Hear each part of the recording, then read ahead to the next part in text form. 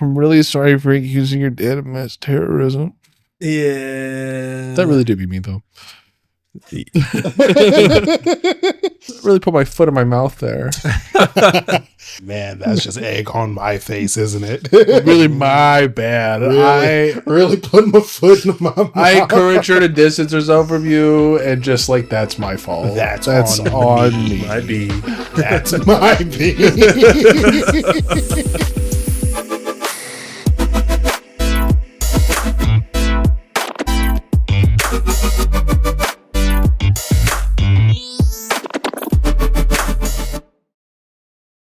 This was sent to us by Mike, actually. Shout out to Mike from Patreon. Patreon, old God. Thank you. If you have any content you want us to review, get on the Patreon. Yeah.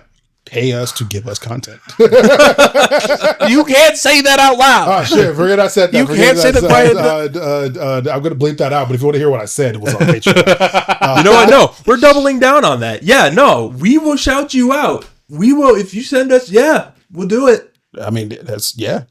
Yeah. Yeah. Yep. We will. We'll play your shit. I don't think that's the part you have to double down I on. don't I think that's pretty well understood. Yeah. Well, yeah, good. They know. They know. We know. Yeah. Yeah. Anyway, Mike said this. A breakdown of how a team of 20 plus people combine the latest AI tools with traditional 2D animation. I'm Trillo, and this is the animation breakdown for the visual world of the music artist Cuco. Like any animated project, it started with storyboards. We then moved on to 60 original illustrations drawn by the LA artist Paul Flores. We trained an AI LoRa model on those original illustrations, which gave us the ability to go from 60 assets to unlimited assets. We used a 3D generation tool to extrude the 2D assets into 3D assets and built out an entire 3D city in the style of Paul Flores. We called it Cuco Town. It allowed us to create more dynamic camera moves and return to the same environment in multiple scenes. The next step was the biggest breakthrough of the whole project. We called it generative ink and paint. We took very basic pencil sketch keyframe artwork and imbued them with Paul Flores' style, creating something that felt richer with more detail and color. Our team of 2D animators were excited about this step since it allowed them to control the style and motion of the animation without having to ink and color every single frame. That's really fucking cool. Right. Yeah. Building these scenes involved multiple steps, going from 2D into 3D and then back into 2D again. We used the Paul Flores AI model to style transfer these scenes from a more video game looking aesthetic into a more hand-drawn aesthetic. I wonder what Also model they used to. unified all the different 2D He said the animators to LoRa have the model, same didn't he? Look and feel. At the beginning, he says it. I don't. Style transferred everything from characters LoRa to backgrounds is to entire scenes, not ensuring that model Paul Flores' specific. style was consistent throughout. So, We like, used generative animation to bring the background Stable characters to Diffusion life and LoRas populate the or- streets of Oh, Cuco Town. okay. Like We would take the first frame, the middle SDXL frame, and the last LoRas frame, or- and generate the motion that happens in between those frames. So it's like per model you have LoRas, This which was are just incredibly useful to create small like transitions and plugins stitching of together data. different scenes. Oh, okay. The project still involved a lot of traditional 2D animation elements. We could jump from the animatic stage into something that felt much more finalized, much quicker, using this workflow. The thing with using these AI tools is it's not necessarily a linear approach. Everything is very iterative and dynamic with lots of trial and error. Sometimes in those failures, those things that you don't expect lead to happy accidents. What made this so special is we had a diverse team of animators and artists working together with a shared vision. The project combined illustrators, 2D animators, 3D animators, and a variety of AI techniques. These tools allowed them to extend their artist's hand much further. Rather than removing them from the process, it actually allowed them to do a lot more, so a small team can dream a lot bigger. Wow. Yeah. Yeah, That's that's really cool. Well, because It that's the goal that you would hope exists for like technology like this, is to empower creators instead of, undercut them. But right. Sorry, I wanted to pull up the music video. you're finding out. I haven't actually watched it yet. Make sure I didn't watch the thing because I wanted to react to it live. That's fair. I'm just curious what this music video actually is. Yeah, I haven't watched the music video either. Or that breakdown video? I watched a bit of it. Yeah, this does very much have that, like, I would almost say this has more of like a 70s animation style. Or a feel to it. Yeah, I agree. Like, first thing I think it was like, it's very Cheech and Chong-esque.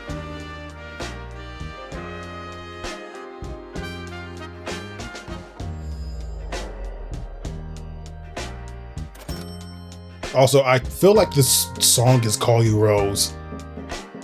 Like, I just keep singing Call You Rose in my head.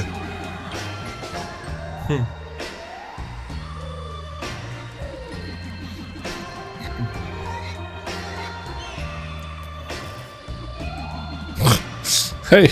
Right. It's trippy. Do drugs, children. Oh, wait, I should have said don't do drugs. Oh, wait, I should have said do drugs. Do drugs. Poopy Do drugs for your butt. No, but. You know, this is sick, though.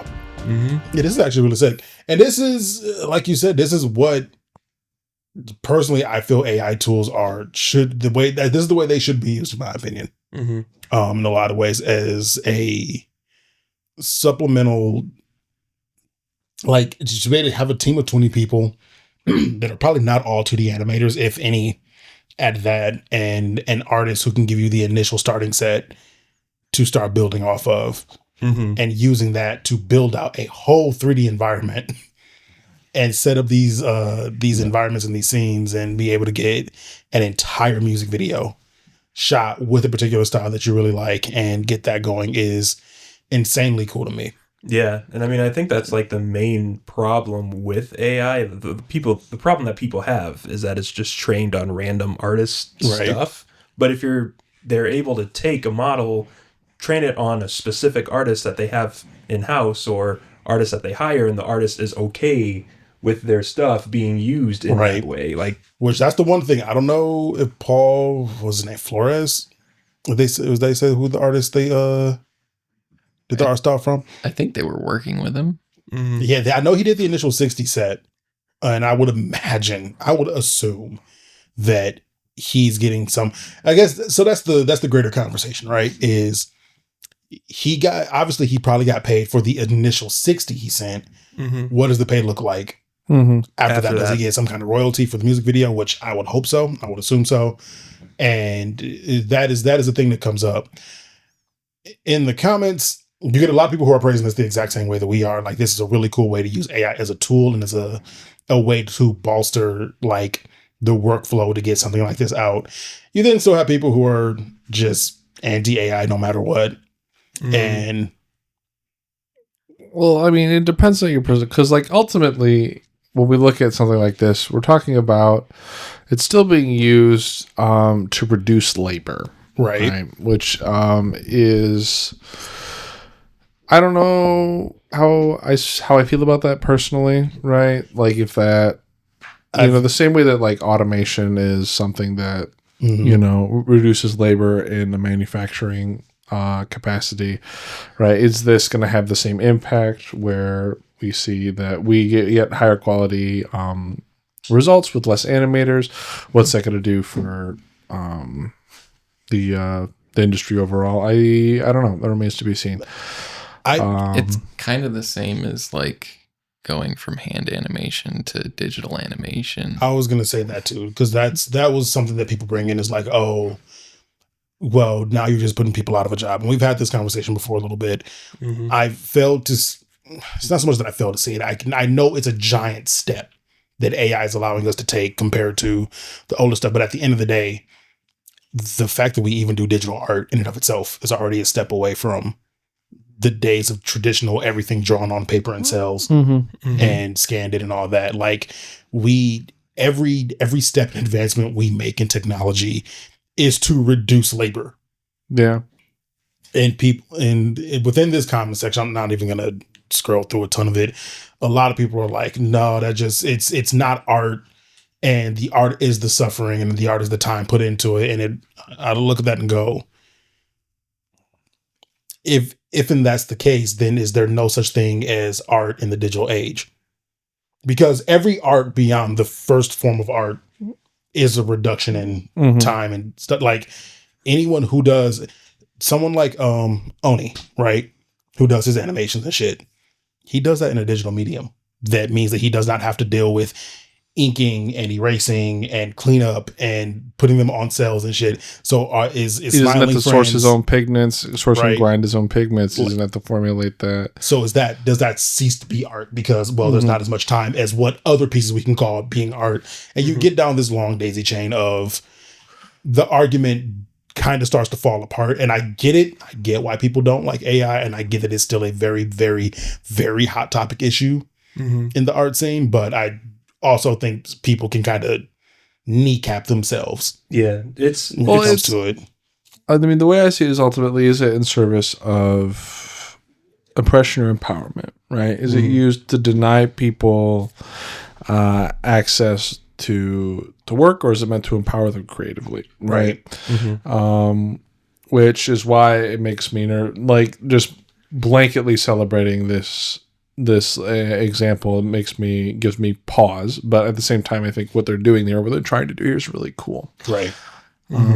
Like that conversation is an important one, and it's one that we've had like just between the four of us and on podcasts and previous episodes and stuff, right? And it's the merit on that I agree with. Something like this 20-person team working with a 2D animator and traditional 3D artist and using this AI tool and like going like, look what we can do with this AI tool. There is no like obfuscation here. There is no, we did all this and we're trying to pass it off as our handwritten, our hand-drawn style or anything like that. Exactly. Like if the question of like efficacy and like ethics is coming up, this should be like a shining example. Obviously we don't know all the background shit, but at least based off of what we're seeing right this video, right? Like I'm already seeing the things I would like to see from any person using AI. They're very transparent, being very transparent with it, going, this is the artist we are working on, we're using AI models that we can train in-house and not just sourcing AI. Someone does bring up a good point of he gave them 60 starter samples that is getting referenced, which means more than likely there's no actual animation being referenced here, which brings in the question, where are they getting that animation from? Well, I think that they have an illustrator who they're sourcing their style from, animators who are animating, and they're using AI tools to transfer between that style and the animation. That's the impression I get here. They're making like rudimentary animations and then kind of like filtering that animation with the right. What's the name of the person that they give us? We could Paul Flores. Yeah, because we can look that up right now and see if Paul Flores is an animator. Because if Paul Flores is an animator, like imagine if I would assume. If Miyazaki made. Oh God! Oh shit! Oh what? Hey yo! What is that? That's not him, right? Paul Flores is a man who was convicted of murdering Christian Smart in 1996. Smart was 19-year-old college student at California Polytechnic. Yeah, I'm assuming this is not the Paul Flores we're referring to. Add artist after that, maybe? Paul Flores not murderer? Oh shit! Remember that time I'm not supposed to be doing a lot with the laptop right now? Yeah. Do a quick save. Imagine being named like right, having the same name as a convicted killer, like word for word. I feel like most people have common names with criminals, honestly. Very likely. Excited to share this project I worked on, illustration for Cuco Puffs with Paul Trillo, Eric Forster Studio. Thanks for having me on. Artifacts, yada yada yada yada yada. Yeah, like he himself is an artist, because I know he provided the stills. But yeah, probably they had a team of, like, I asked that question not as like my own actual, like, oh man, I'm not trying to investigate. It's just like, that's a question that I can see as a fair question to come up. Right. I mean, if there was any, weird kind of like, behind the the counter stuff going on and the artist thought it was sketchy, you probably wouldn't see him celebrating that. Right. Hey, look at this cool thing that we did. Like, yeah. So I don't know. I think that this was all kind of above table and transparent. Yeah. Trying to blanket it in either one direction just is not going to be the move. Like, we should not allow AI to take over just completely unfettered, obviously. But also, I'm just not going to be on the no AI anywhere forever because AI has no place in art. I don't believe in that. Well, there are so many places where AI persists. It's not even just the visual form of art, like musical forms of art too. It would be nice if our virtues were so simple that we could just, AI bad, all AI bad, right? But it's not that simple. It's not that simple. It's just kind of like it's out there and anybody can use it. So there's going to be people using it to make not great things. Of course. It's just another tool. It's just another digital tool that can enhance the work that we do if we utilize it correctly. There's a lot of moral questions behind it, but again, if you are like this team seems to be, then you're using it the way that you should look to use it. Yeah. Now, what comes of this after this is out there for a while and people continue to look through this and maybe the company talks about it more, I guess we'll see. We'll see. Obviously, but I would also be interested to see what happens to all of the infrastructure that they built up while working on this project. Oh yeah. Like, do they now own this Paul Flores style generator? Right. Because that would be shady as fuck. That would be shady.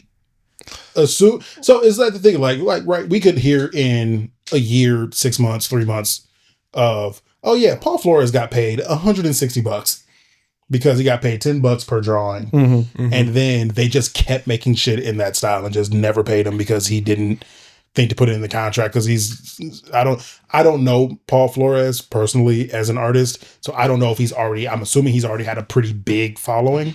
I guess I say that with his fucking Instagram up on my screen. So yeah, he's a relatively small artist, but a very, very unique style.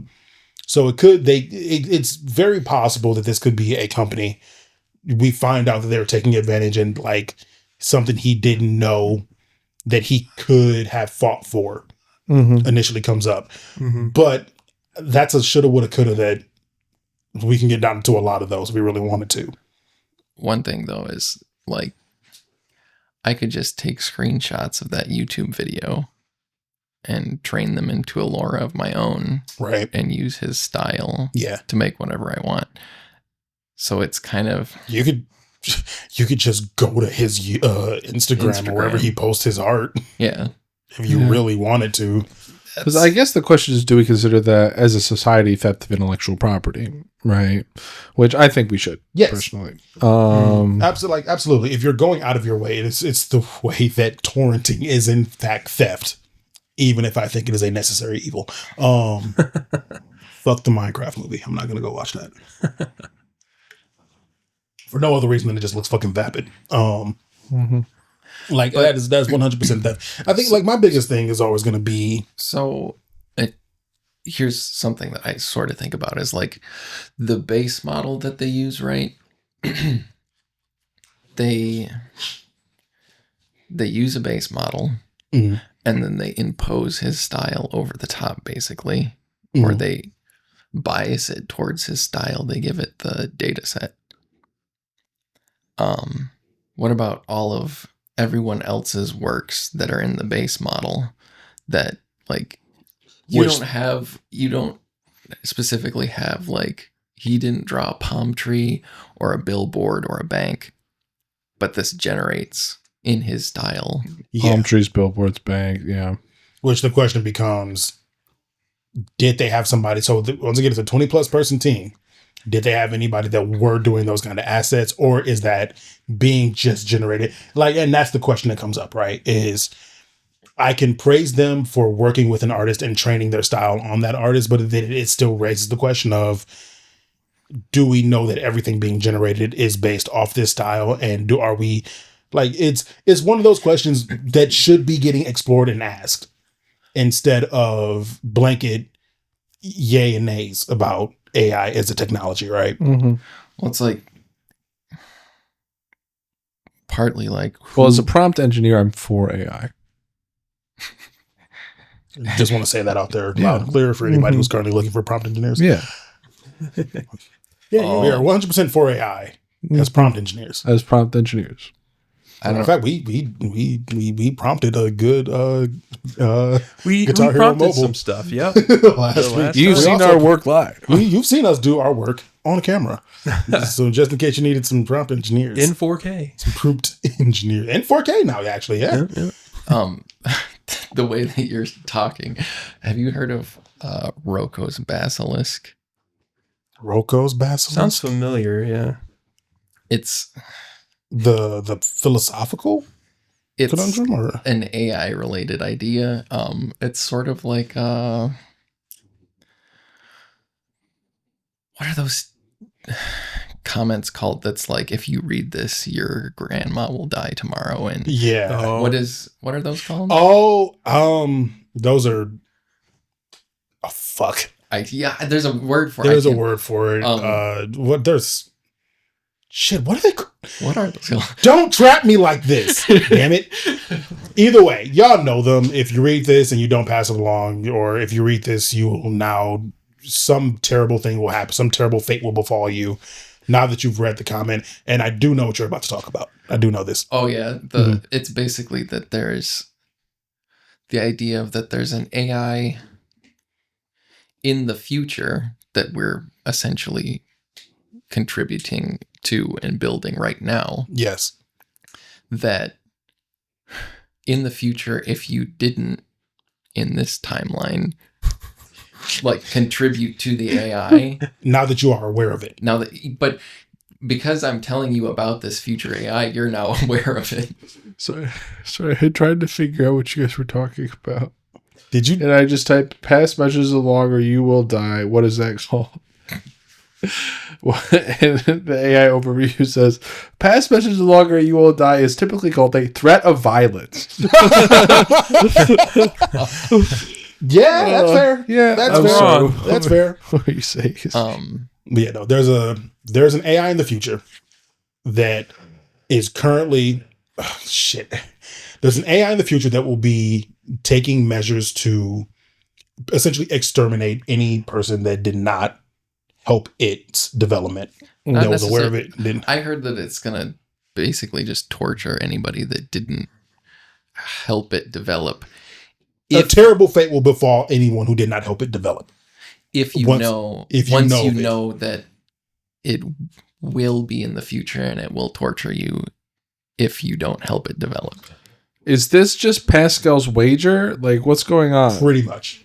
Pascal's. It is a form of. It's similar. Is there an action item that needs to well, happen? No, it's exactly right now Pascal's wager, just formatted with the threat of a machine god instead of divine punishment. I'm confused. The idea now is that now that we know this AI exists and we know of this AI, we need to be actively doing what we can to contribute to its development. And if we don't, we will be punished for it. Oh, I see. So we need to basically embrace AI at all angles of society because we know this now? Yeah, right. I guess it's not exactly Pascal's wager because there's not infinite punishment for finite. But anyways, it's the same principle of right. It's the same principle. Like it was essentially co-opted for the this AI. Like how much do we need to contribute to it? Or is it just like... what if I contribute my P sounds? Yeah, or like what if we just use ChatGPT every once in a while to generate stuff? Is it a specific model that we need to be using, or is it just AI in general? Yeah, because it's like that's another thing is it's kind of ridiculous because of how many AI models there are. Which one? It's kind of like monotheism. Where does this idea come from? Because in what context was this from postulated? Someone who was just reading. I have no mouth and I must scream. Decided to create thing. It was actually, I can't remember who exactly. I think they were in the AI field, but there was actually some drama around it because somebody else was like, it sounded like they were saying, like, I can't believe you would put this out into the world because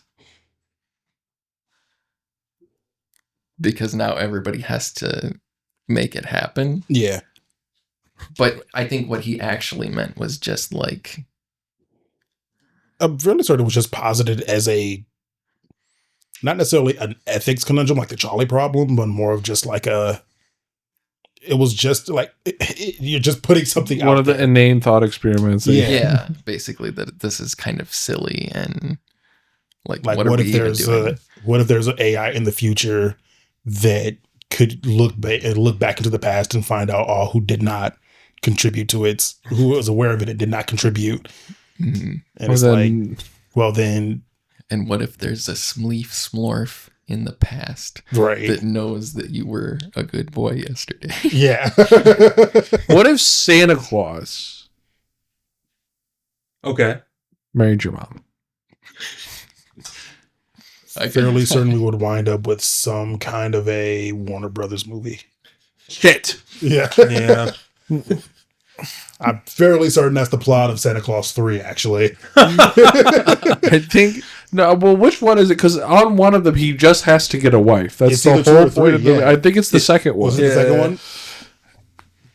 Yeah, his whole thing is he has to go marry some... He gives her, like, a doll, and then she, like... that she always wanted or some shit like that. Was the mom also a single parent, or was it just him at the time? I don't know. I hope that she is a single parent, because like a blended family narrative would be awesome. But I don't trust them with that. That's fair. That's fair. I really liked this. This is cool. This is a really cool use of it, assuming no extremely shady shit's going on. Mm-hmm. I think this is a fantastic example of how to use AI in the art field. Yeah. The way they presented it, I think that looks really fucking cool. Right. Mm-hmm. So. Good shit. Good shit. Thank you for sharing that with us, Mike. That was a lot of fun. Now to move on to some things that are not fun. That fucking sucks. Yeah. Take it away. You can take it. So back in, I think it was 2020, there was an announcement that a Powerpuff Girls live action movie was being made. I did not know about this until this week. Yeah, I forgot about this because it was kind of like a thing that was generating around that time. But you know what was also around that time? COVID. Yeah. So a lot of things kind of got, sidelined. True. And this is one of those things. I think like 1 or 2 writer strikes happened in that period. That too. That probably didn't help. And this is one of those things that definitely got sidelined, but not just because of COVID or even the writer's strike, I think. I think really it was just that bad. It's just of bad. A concept. Oh, so we're so watch this.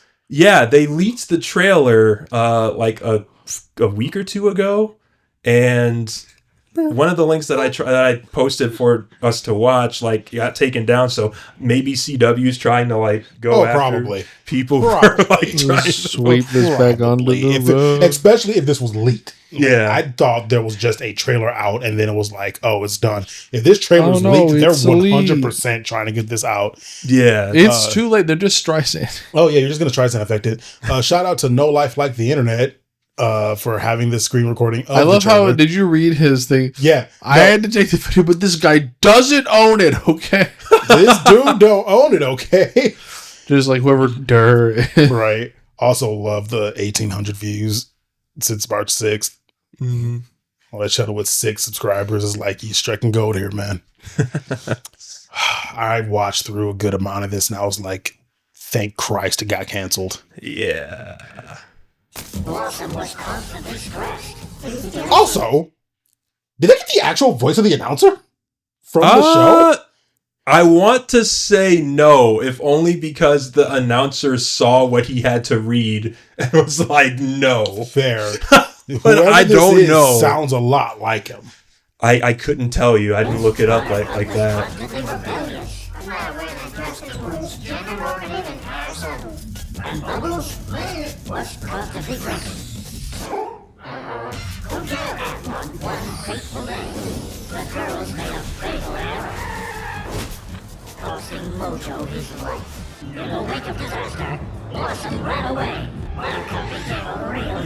What? She made it all the way to Hollywood. Boulevard. Hi, I'm Bubbles. Thank you, Vince. Well, the Powerpuff Girls are coming to town tomorrow. Oh, really? The Powerpuff Girls region? Hell no, I'll never get with the Crayons well again. Playing these back in Townsville. I didn't want to bring this up yet, but I have reason to believe the darkness may be returning. Oh no. Sweeping reversal effect, the Powerpuff Girls are going again in town. From the outer sky. I'm happy she's all that matters. I'm gonna start taking the drive. I'm starting. When we arrive and I'm just like,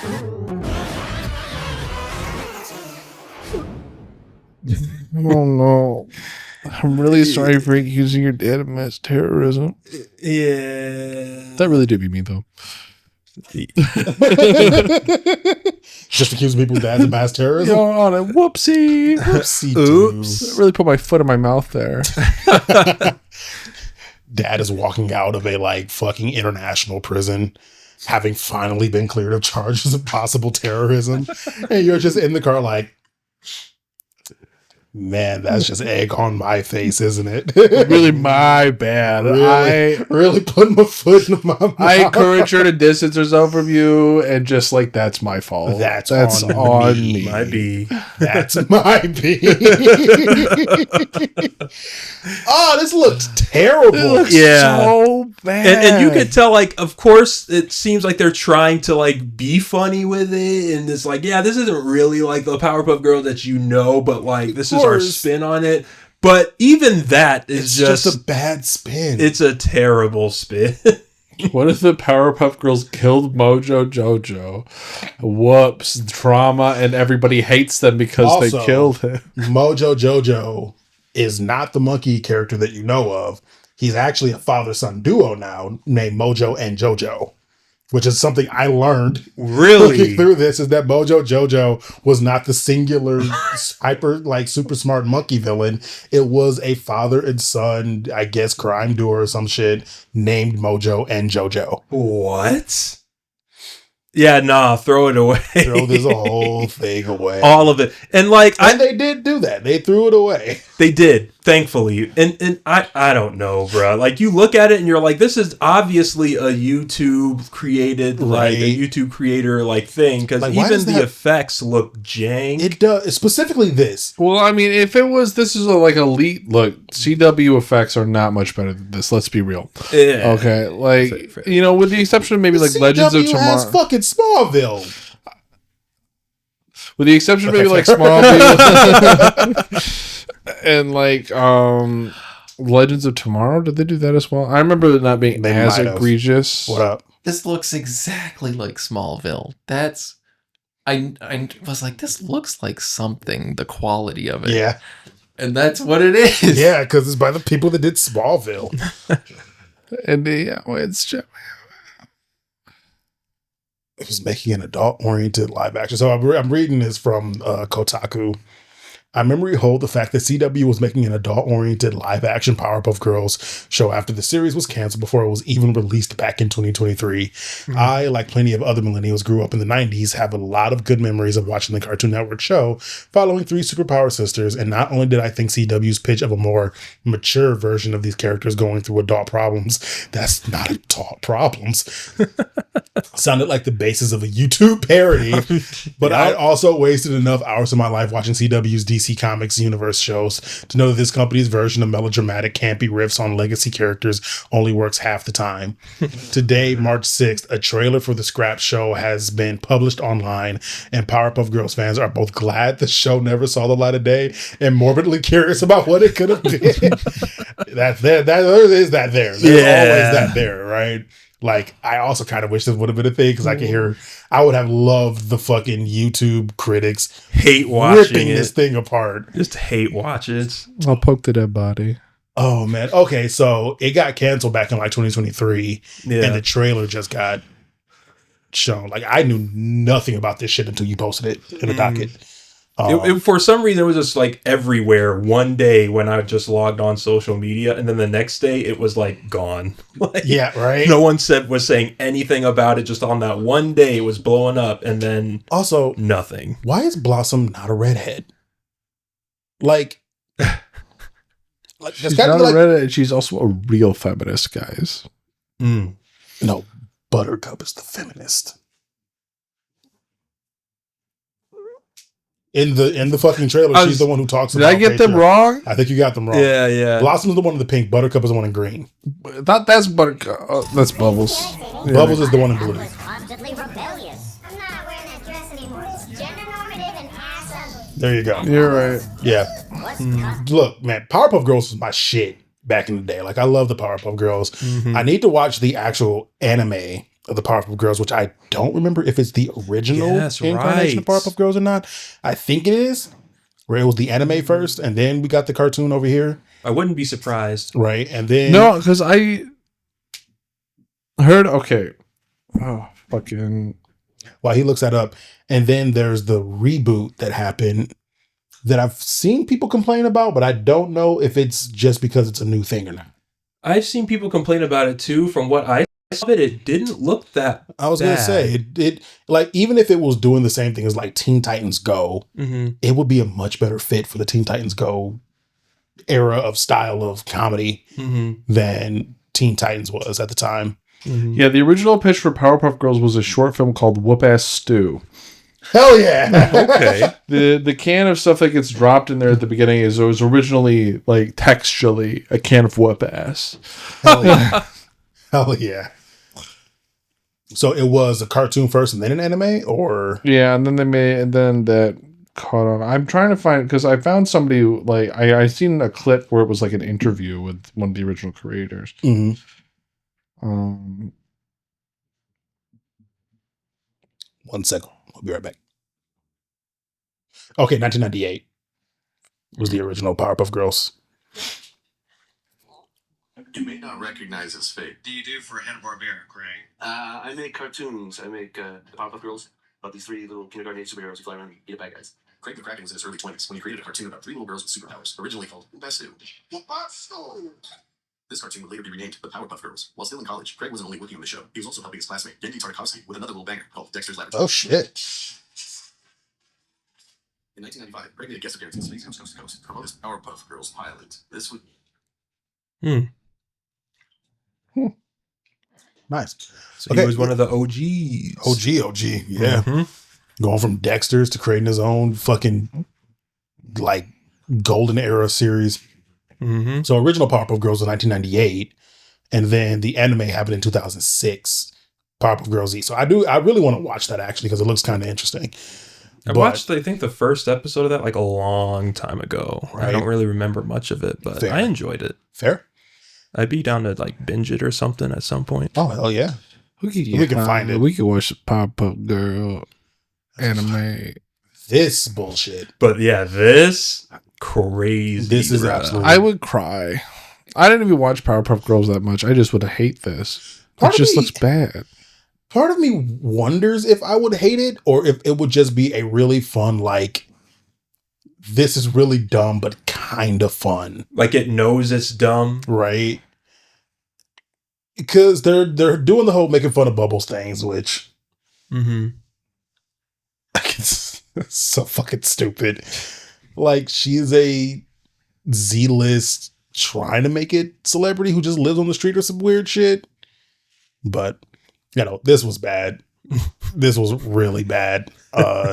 Also, I love how their adult versions look just as old as he does. Yeah. Yep. Like, that's what is his name? Tucker on Scrubs. It's JD Tucker, right? I have no idea, but he's the dude who does the Fortnite dance. That guy, Fortnite dance guy. I should know his name. I am completely blanking on his name right now, which is amazing that he's in this. No. But Yeah, everything else about it. And whatever the fuck this romance B plot is, with a dude who looks like a teenager and a grown man at the same time. He looks plot twist. That's he looks like my sister's husband. Future husband. Oh wow. He does. He does. Plot twist. He was the main, like the leader of the Rowdy Rough Boys. That's what I'm guessing. That has to be. Oh my gosh.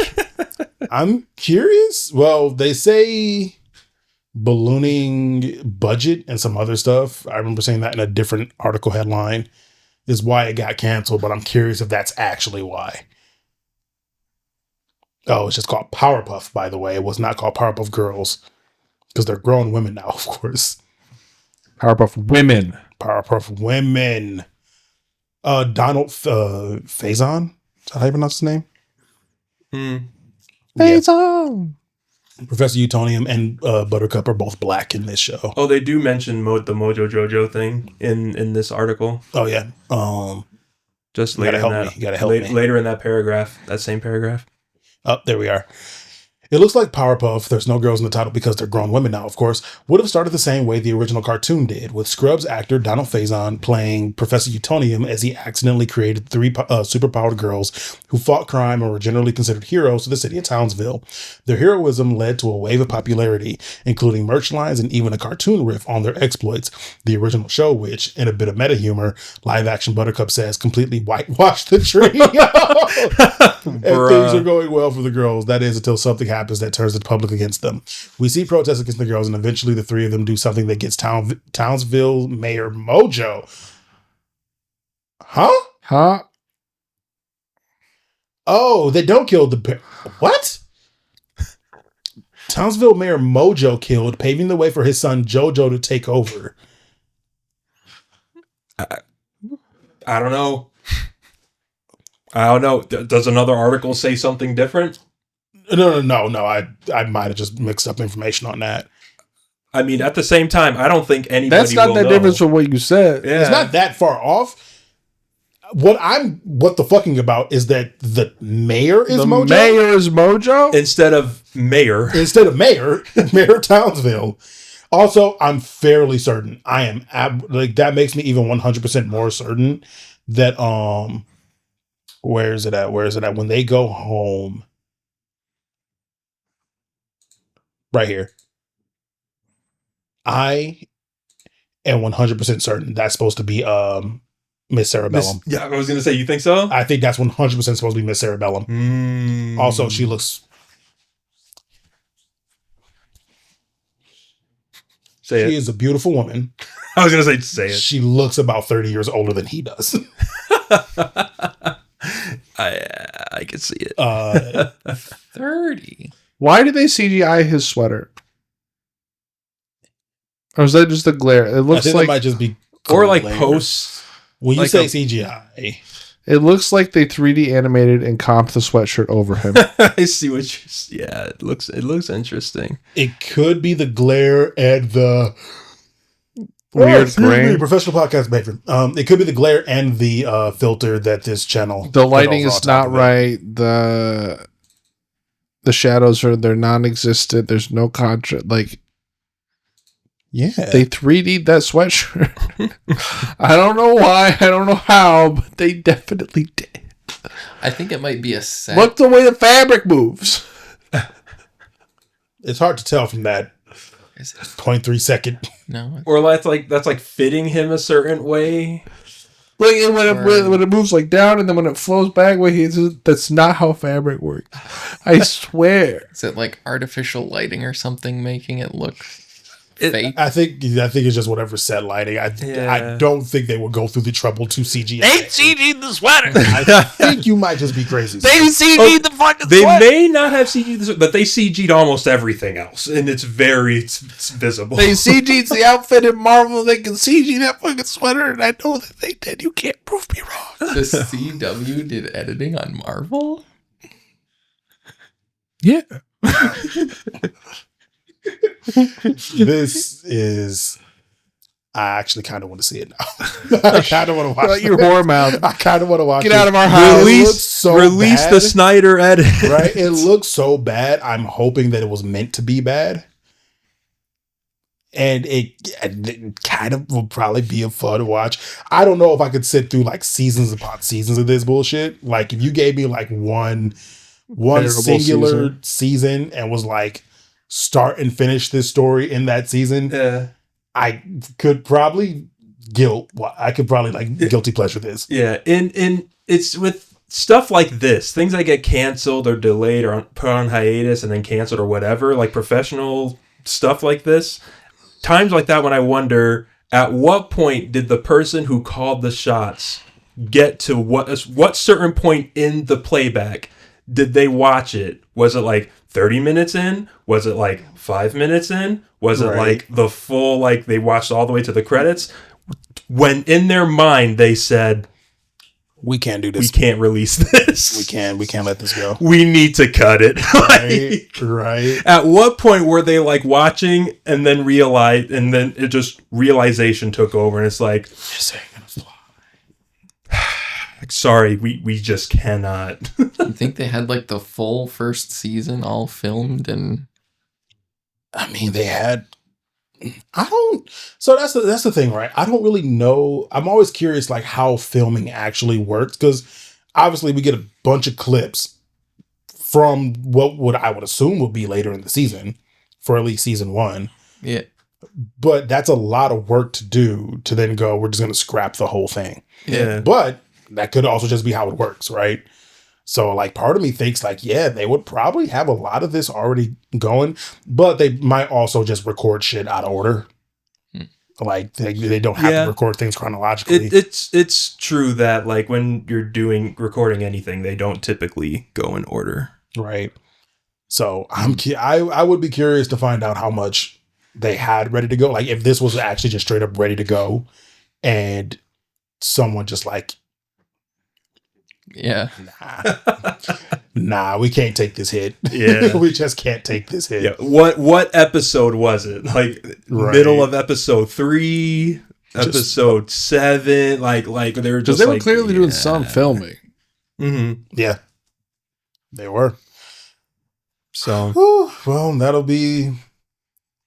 just have to go into the the fucking banks of what could have been. They're gonna have to store it alongside the original Sonic. Yeah. Yup. Right. Part of me, like, I'm constantly back and forth on whether I would have actually wanted to see that movie or not. Because, like, if it actually is just the same movie but with a different model, at that point it's like, I just want to see the goofy, weird Sonic run around and do stuff. Well, that's the thing. I want to see that action sequence with them. Yeah, it exists in the Chip and Dale movie. If you guys know about that, like I heard about that. They're like Ugly Sonic. They kept Ugly Sonic in the Chip and Dale movie. I don't know if they like made a joke about it within the movie. If it was like fourth wall breaking. If I recall correctly, it was making a joke that Sonic is a washed up version of the Sonic we got. Okay, then yeah, like that Sonic. It was the whole joke of it was that it was so ugly that they were going to put it in our movie as a washed up, like trying to yeah, like it was praised in that movie, and it had to. Yeah, it's a funny joke. Yeah, it's a fantastic joke, but it didn't last long. Apparently, it probably wouldn't last long as its own movie. No, like it was like a little segment of that movie. It wasn't a whole. If I recall, it's like they go past. They're in some place where there are stalls of people like trying to sell stuff, and it's this Sonic. It's original movie Sonic trying to sell, like, I forget if it's like supposed to be like knockoff Sonic merch or something, but it's like selling Sonic shit. Selling Sonic merch. Sonic. Mm-hmm. So, oh boy. Now we're just gonna see these versions of the Powerpuff Girls like doing the same shit. Maybe. Maybe. You never know. I don't watch a lot of CW stuff, so you never fucking know. I don't either. All right, let's take a quick break. And then get into some real some of this shit. Yo. Chicken biscuit. Yeah. So it's not this specifically, it's this whole thing around this that is absolutely fucking wild. Yeah. That this is a thing that goes on in the fast food industry. I forget about Taco this. Bell. I forget about this every year, and then I always see recaps of it almost every year, and I'm like, oh yeah, that exists. Yeah. I don't know why, but we did that. They make a chicken chalupa. Okay, maybe we got that right. Why did we make a chip out of chicken? You guys said it didn't make sense.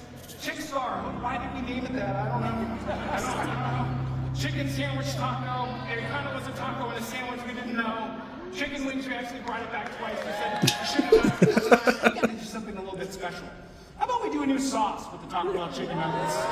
We're gonna make a Mike's Hot Honey Diablo sauce to go with the chicken nuggets. Do you think we should do crispy chicken strips? How about we put those crispy chicken strips in a crispy chicken taco and a crispy chicken burrito? And we do it with a ranch, and we also do it with a spicy ranchero ranch sauce. You guys like that? I love how it sounds like he's just trying to gauge their interest right there. Like he's coming up with it right there. And he's like, you like that? On the spot. There's just an AI generator, like going as they go. I think the wildest. There was a chicken biscuit taco. I'm fairly certain here that was part of the breakfast menu. They announce shit every year. Like seeing all the different ones throughout the years like that is just kind of like, oh yeah, it's like, oh yeah, they did talk. I'm just fucking tripping out that apparently Taco Bell and I assume other fast food creators do a tech reveal style like conference. Well, that's to talk about their upcoming menus. And why is IGN covering it? Why is IGN covering this? I didn't even fucking clock that. I don't know any other fast food thing that does this though. I've only always normally they just do press releases. Yeah. I've only seen tacos. Because Munch Squad's really taken off. Hey, Omar Lazaro, I fully fucking agree. Bring back the quesarito. I like the grilled cheese burrito, but fuck that. Bring me back my goddamn quesarito. Didn't it take them like 14 years or something to get the quesarito right? Really? I've never heard of that. It took them an obscene amount of time in like food development to get the quesarito right. Why is there Of course there is. Huh? Fucking fandom wiki. Why is there a fandom Taco Bell wiki? Of course there. Holy shit, that looks good. Did you ever have the quesarito? No. It was one of my favorite items. Like, if you take like the grilled cheese burrito now, and like had a baby with the beefy 5-layer burrito, that was the quesarito. The quesarito was them getting rid of that, but keeping the grilled cheese burrito is wild to me. Grilled cheese burrito pretty good though. Yeah. I really wish I tried this though, because I tried the grilled cheese burrito once. It was alright, but this looks like it'll be. I get it because it's the closest alternative I can get to the quesarito. And there's times you might have been in the car with me when I've done this that I will go to order and I'll say quesarito just out of habit. Yeah, I was wrong. It took them 3 years. Okay. Oh, does it say it in here? Yeah, well, it was designed from their secret menu. This idea dates back to 2011. However, Taco Bell is credited with innovating their own style of the quesarito and making the food go mainstream and national in 2014.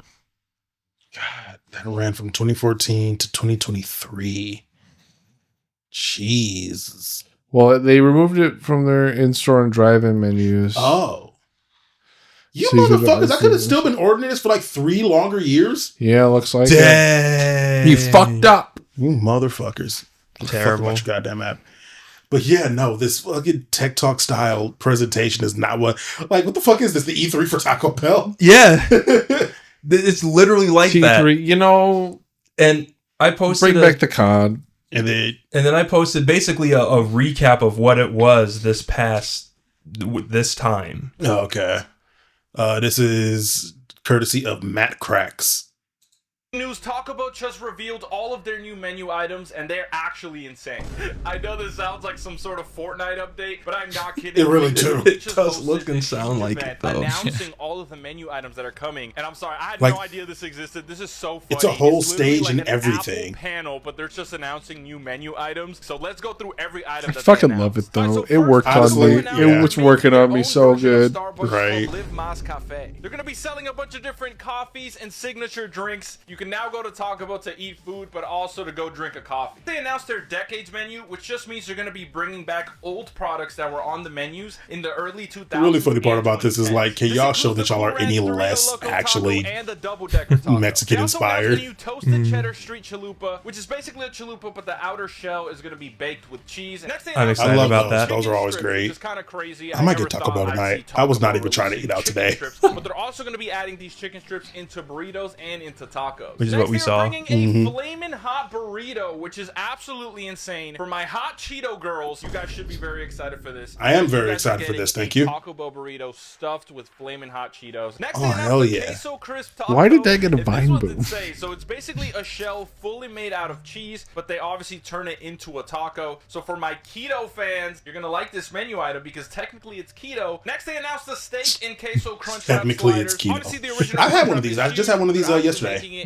The steak ones. They're pretty okay. And honestly, it sounds now they're going mini. They also announced a new Mountain Dew flavor called Baja Midnight, which is basically a passion fruit Baja Blast. And honestly, as Americans, we should be celebrating the iconic passion fruit flavor mixed with the iconic Baja Blast flavor. It's just diabetes in a cup. I am so excited. They also announced they're releasing a Baja Blast pie. Now, this is insane. If you go to Taco Bell and order this, you should go to jail. Like, I'm calling order a Baja Blast pie.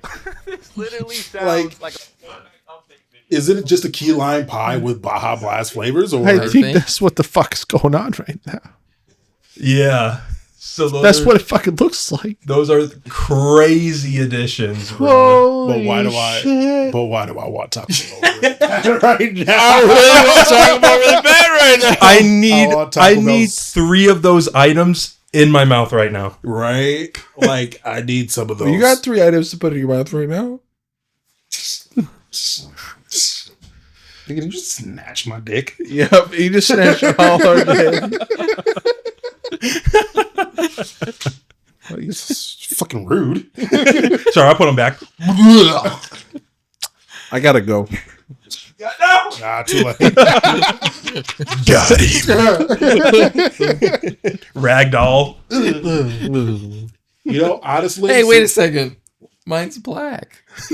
Good for you, buddy. Mine's big. Hell yeah.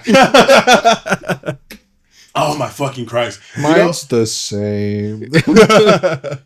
Now that we just with some teeth marks. That's just like a cartoon chunk out of it. Like, what the fuck is this chewed gum down here? Did chew quite a few times. Yeah. You know, honestly, now that we don't have E3 anymore, I want the E3 of fast food. I want McDonald's, Burger King, KFC, not Chick-fil-A. I don't know what Chick-fil-A doing. No. I will get a conference pass and go to that. I will figure out the fat ass conference pass. Yes. Big back. The fat ass pass. No, fat ass pass is what it has to be called. Bruh, yeah, and I will figure out conference. Yes, I will figure out how to spin it so that my company will pay for it for me to go. Yeah. You don't understand. No, this conference is important for our industry. This is cutting edge. Huge. There's going to be VR chicken. Remember when KFC made a whole fucking gaming PC? Yeah. With the chicken warmer in the bottom? Oh, no. Do you not remember this? Wait. This is not what... I thought you were going to talk about, like, the VR training sim. Yeah. No, y'all don't remember the fucking KFC... KFC PC with chicken warmer? Oh, my... No. The look on your face, you're like... No. What is this? I'll show y'all this. I'm so afraid. Just save it real quick. I did right before I started. All right, see, I'm not sure if your face was like no, as in like that could be my PC right now with chicken warmer, but it's not, or if it was sad like who would do that to chicken? Both. It was both. Just get like some dusty ass chicken from the bottom of your PC. They partnered with Cooler Master to make the KF console. It was a whole gaming PC with, I believe, a 3080 or 3090 in it. Power your hunger. Oh my god. Yeah, and the whole thing is that the bottom of it uses all the heat generated from the GPU and the rest of the computer as a chicken warmer. Wait, is this real? This was real, yes. This was a thing. How much was it? I think a price that nobody was gonna fucking buy it for. How much was it? I don't remember. I need to know names. I'm trying to remember who I saw actually use it. I was gonna say I need to know who bought it and was using it actively, like as their main actively computer. Nobody. I need to know who the project lead was. Right. I needed to know how this incepted. KFC went to Cooler and was like, "Hey, I think we can work something out." Yeah, it was like, or we have this untapped market in the gaming sector. Time for the gamers who are well known for eating their KFC while gaming at the same time. They managed to do it with fucking Christmas in Japan, or Korea, but why not? They did. We need to get the gamers on board.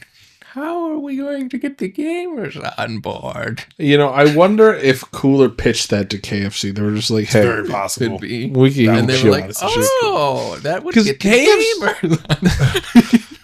Is it KFC or Wendy's? I think because KFC really doesn't give a Kentucky Fried fuck. Oh no, they just do shit. They just fucking do shit.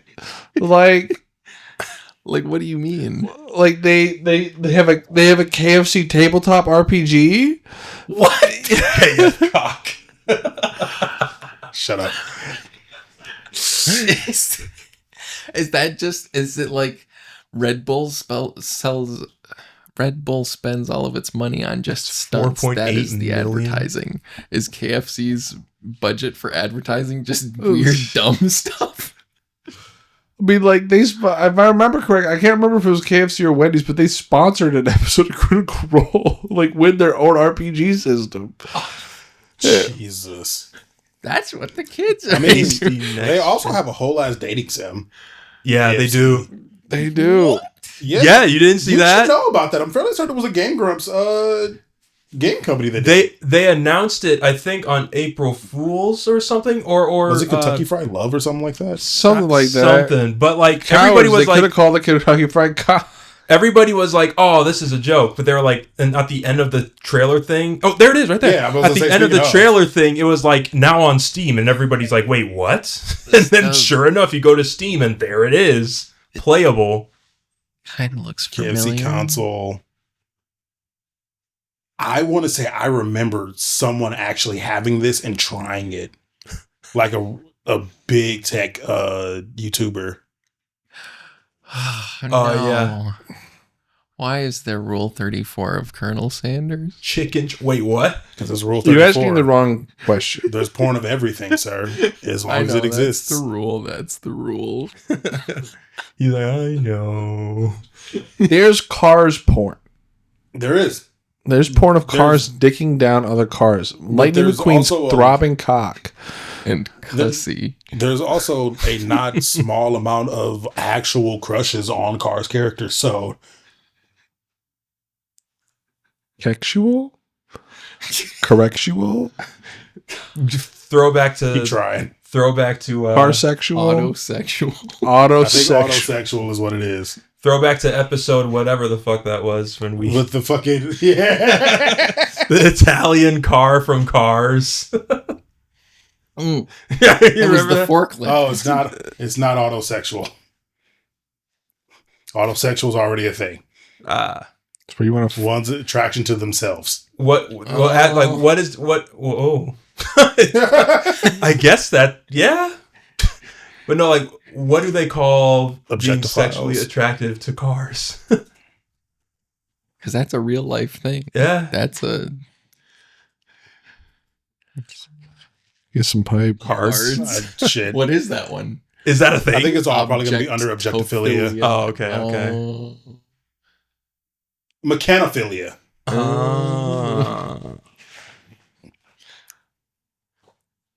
What is it when you're into mechanics?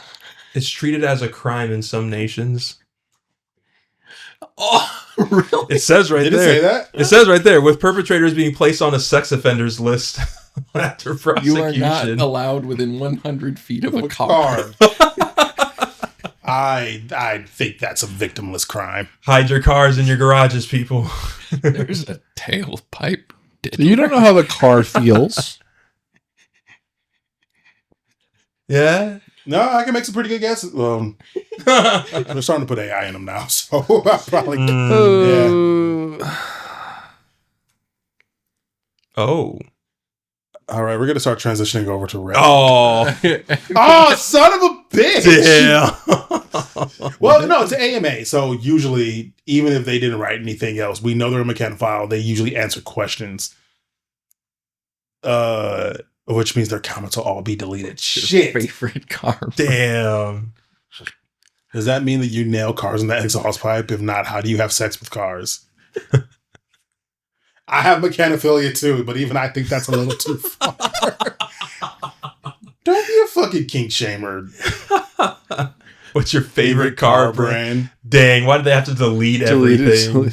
Oh, man. Oh, wait, someone says, I have. Thank you. What? Something. Oh, have you seen the movie Christine? If not, I think you would like it unless you're not into older cars. I have, and thank you for being wholesome and recommending a movie to me. You didn't answer the question. I guess you technically did. What did you think of the movie? I was actually impressed with how they did the scene when it heals itself. I mean, did they just reverse it? Still would have been hard. My granddad got it imported. Okay, there. What the fuck? How do you think this began for you? That was a long ass message if you thought he rambled. Damn.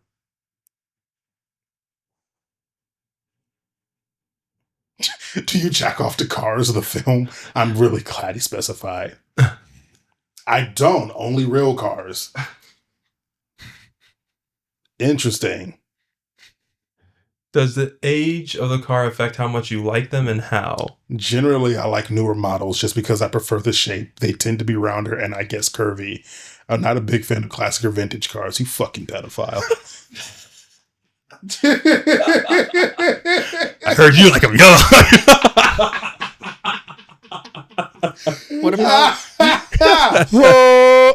about like the 40s? Like the Cruella de Vil car? Like the Those were some curvy cars. Was it curvy? I like a bug. A bug? A bug. What was the car she was? Was it a Rolls Royce? I don't think so.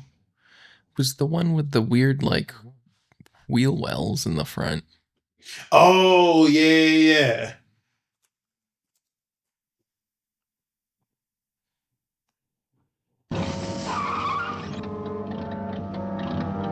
You did such a good job with that animation. That one's not as curvy as I Don't mind us, just blackface and beer. Do you think that Reddit user would have liked this car? All right, podcast. We gotta get back to the podcast. Sorry, we can't just keep admiring 101 Dalmatians and how good it is. 101 Dalmatians. I haven't watched it in so long. Yeah, I'm fairly certain I was a legit child the last time. Last time I watched it was on VHS. The Family Cottage. Exactly. Fun fact: in the live action version of 101 Dalmatians, the two henchmen characters we saw were played by what we would now know as Dr. House and Arthur Weasley from Harry Potter. What? Oh. Yeah, so Hugh Laurie and I don't know the other actor's name. I'm very sorry. Played the henchman in 101 Dalmatians. Live action. Cool. That's wild because I didn't know who they were the first time I saw it. I had no idea, obviously, and then maybe back in like I was in college, so at least like 2013, 2014, I just saw it come up. I was watching like a Dr. House clip or something, and people were joking about how him and Dr. House and Arthur Weasley were chasing Dalmatians at one point or some shit, which is really fucking crazy. Huh. Which also, fun fact, Hugh Laurie, really good singer. Oh, really? Yeah, he's a really good jazz singer. Cool. But yeah. So speaking of other deleted fucking Reddit stories, I wanted to get into, like, literally I found this earlier today, and by the time we sat down to start recording, it had already been deleted. So this comes from TwoHotTakes, and the title was, "Would I be the asshole for not wanting to vote out my coworker to save my weekends?" Well, unfortunately, the post has been deleted. I'm going to do the best I can to basically kind of recap the gist of the post that went on here. because it's not a super long or complicated story or anything, but so basically this is a person who works in some kind of office. They never say what the industry they work in is, how big or small the office was. They just say we work in an office, and they have this one coworker who's kind of a Karen. She just makes it a really hostile work environment. Like it's really, people that work around her always feel like they have to walk on eggshells. And there was a point in which she actively lied about 3 other employees as an attempt to get their jobs terminated. What?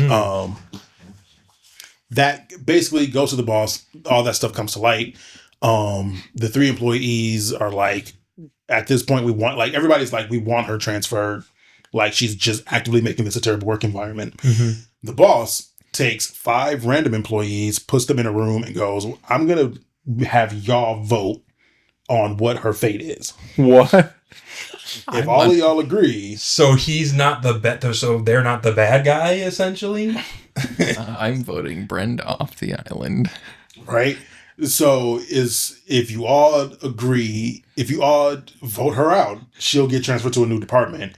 If you all, it's weird because it was like if everybody agrees, she gets voted out. If everybody has to votes the other way, it has to be unanimous. Is this like 12? Yeah, but the problem is that there was actually because it was like, if all of you agree that she should be able to stay, then she should stay, which implies that there is a middle ground here somewhere.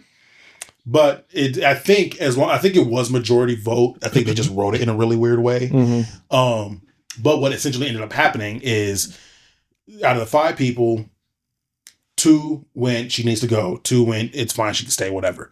So it came down to OP to be the tiebreaker, right? And OP's problem was they don't really like the lady either, because I feel like you have to walk on eggshells whenever I have to work with you.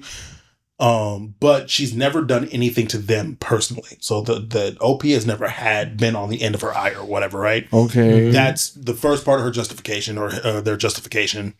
The second part of it is, if they get rid of this lady, she's the only person that will pick up weekend shifts on a regular basis. That basically means that no one else has to do it. If they get rid of her, OP is the bottom of the totem pole at the place and will have to give up her weekends throughout the entire summer. Because they won't have a replacement until October. And she was like, I don't know if I want to have to give up because nobody wants to work that fucking week. She was like literally the Karen was like the only person who was willing to work those weekend shifts. Nobody else wants to, and it will just fall to the lowest ranking person, which is OP. And so that's why she's asking. So she's like, I kind of don't want to vote her out, strictly because I just don't want to have to work weekends. Yeah. And that's just the main story. Interesting. Well, I think the real lesson is the boss should just grow some fucking balls. Like, what the fuck? Like, what the hell do you mean you're gonna put 5 of your employees in a room and make them decide the fate? So if she got voted out, the boss was like, well, 5 other employees thought that you should a random here, sample of 5 employees. Because the idea is that there's nothing I can do. Because someone brought that up and they were like, oh well, he did, like, he basically swore us to secrecy, and that our vote will be completely anonymous the way that we voted. And if anyone even breathed a word of who voted what and how, that person would also get transferred. So it's like this feels super illegal. Yeah. Like, that feels like a lawsuit waiting to happen. Yeah. Right? I guess the question though is not, should the boss just fire this woman? The question is, would they be the asshole? Would they be the asshole for not voting this woman out? And I don't know. I have complicated feelings about it. I would say no. I would personally say no, but I would also say you are playing with a ticking time bomb. Yeah. Yeah. And you're actively, so you're like, if you want your weekends, I think it's a valid decision to stand and protect your time that you value. I think that's fine. I think it's a foolish choice. Yes. Because just because she hasn't turned her ire towards you, like, it's not a matter of whether she will or will not. It's a matter of when. Yeah. And it's also like, aren't there other ways to maybe, secure your weekends besides wishing that the coworker or hoping the coworker does it? Like, I don't know. I think that there are ways to potentially, make sure that you get those weekends somehow. I don't know. Instead of, again, hoping that the, person does it. So I think there are options that you could have had, essentially. Right. That's what a lot of comments pretty much get into, is like, just because she hasn't done anything to you personally yet, if she's willing to be this vindictive with 3 other coworkers, and now that it's kind of out there, she gets away with it, more or less, that would be even worse. Just an empowerment, and she's going to become an even worse person.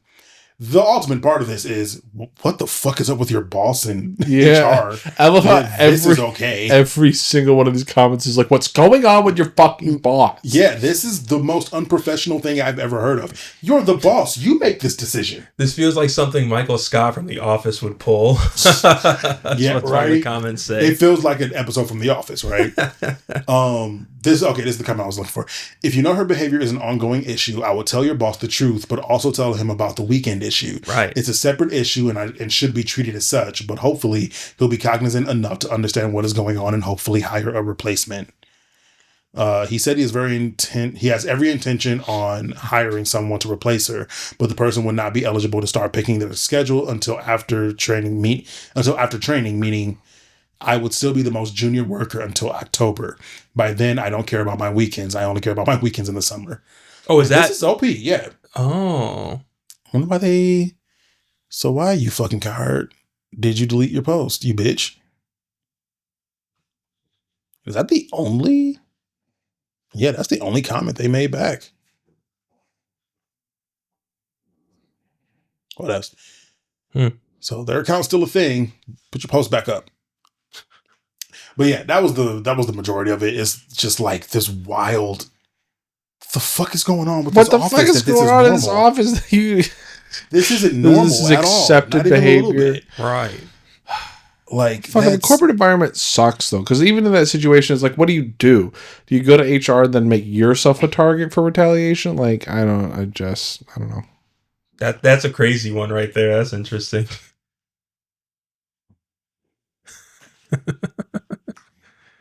Live Reddit reaction right quick, because that last one, you wouldn't be the asshole, but you are setting yourself up for a lot of failure in the future. Yeah. Also, your job place is wildly toxic and weird, and you need to get the fuck out of there. Yeah. Also from TwoHotTakes, I was just looking through, I was perusing the subreddit. The top of the page. Yeah, this my husband spent $10,000 with an asterisk dollars on Pokemon slabs. I'm assuming that's cards in a different language. I think is that what the printouts, the unpunched or uncut? Oh, that could be it. Is that what they call those? Could be. Well, or is it multiple of those? It looks like they get into it in the thing, and if this is the picture they're referring to, then I think they're just talking about the card itself. Big Man Blastoise. Big Man Blastoise. Big Man Blastoise. So it's like rated cards. I guess so, yeah. I'm gonna just Google it real quick. Go for it. Because I know I think those are called sheets. That's $10,000.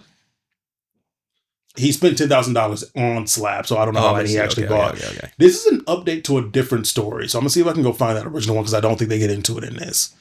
Son of a bitch! Quit deleting shit. Oh my gosh! Damn it! When was this posted? 2 days ago. I wonder if they'll say why they deleted it. Or did they say? Oh yeah, the first sentence. I want to start by apologizing to the community for deleting my original post. I'm sorry my edits and updates didn't save under the moderator's post. Seeing people claim it was fake was too much to bear at the time, because this situation is very real to me. There was a lot of victim blaming, and that felt unfair. Please remember to be kind to those who post vulnerable experiences while seeking help during dark times. They're doing it to a podcast.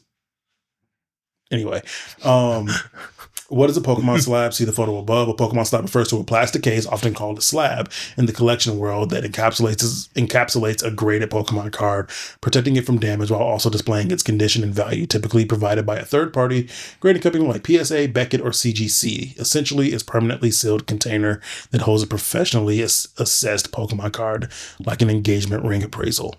It's like the thing you got me. Yeah, and he gifted me. Yeah. That's displayed on my head. An engagement ring. Yes. Yeah.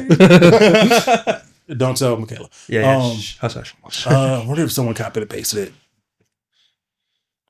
Yeah, it didn't. Even the moderator tool didn't save it, which is annoying as piss. Or did it? Nah.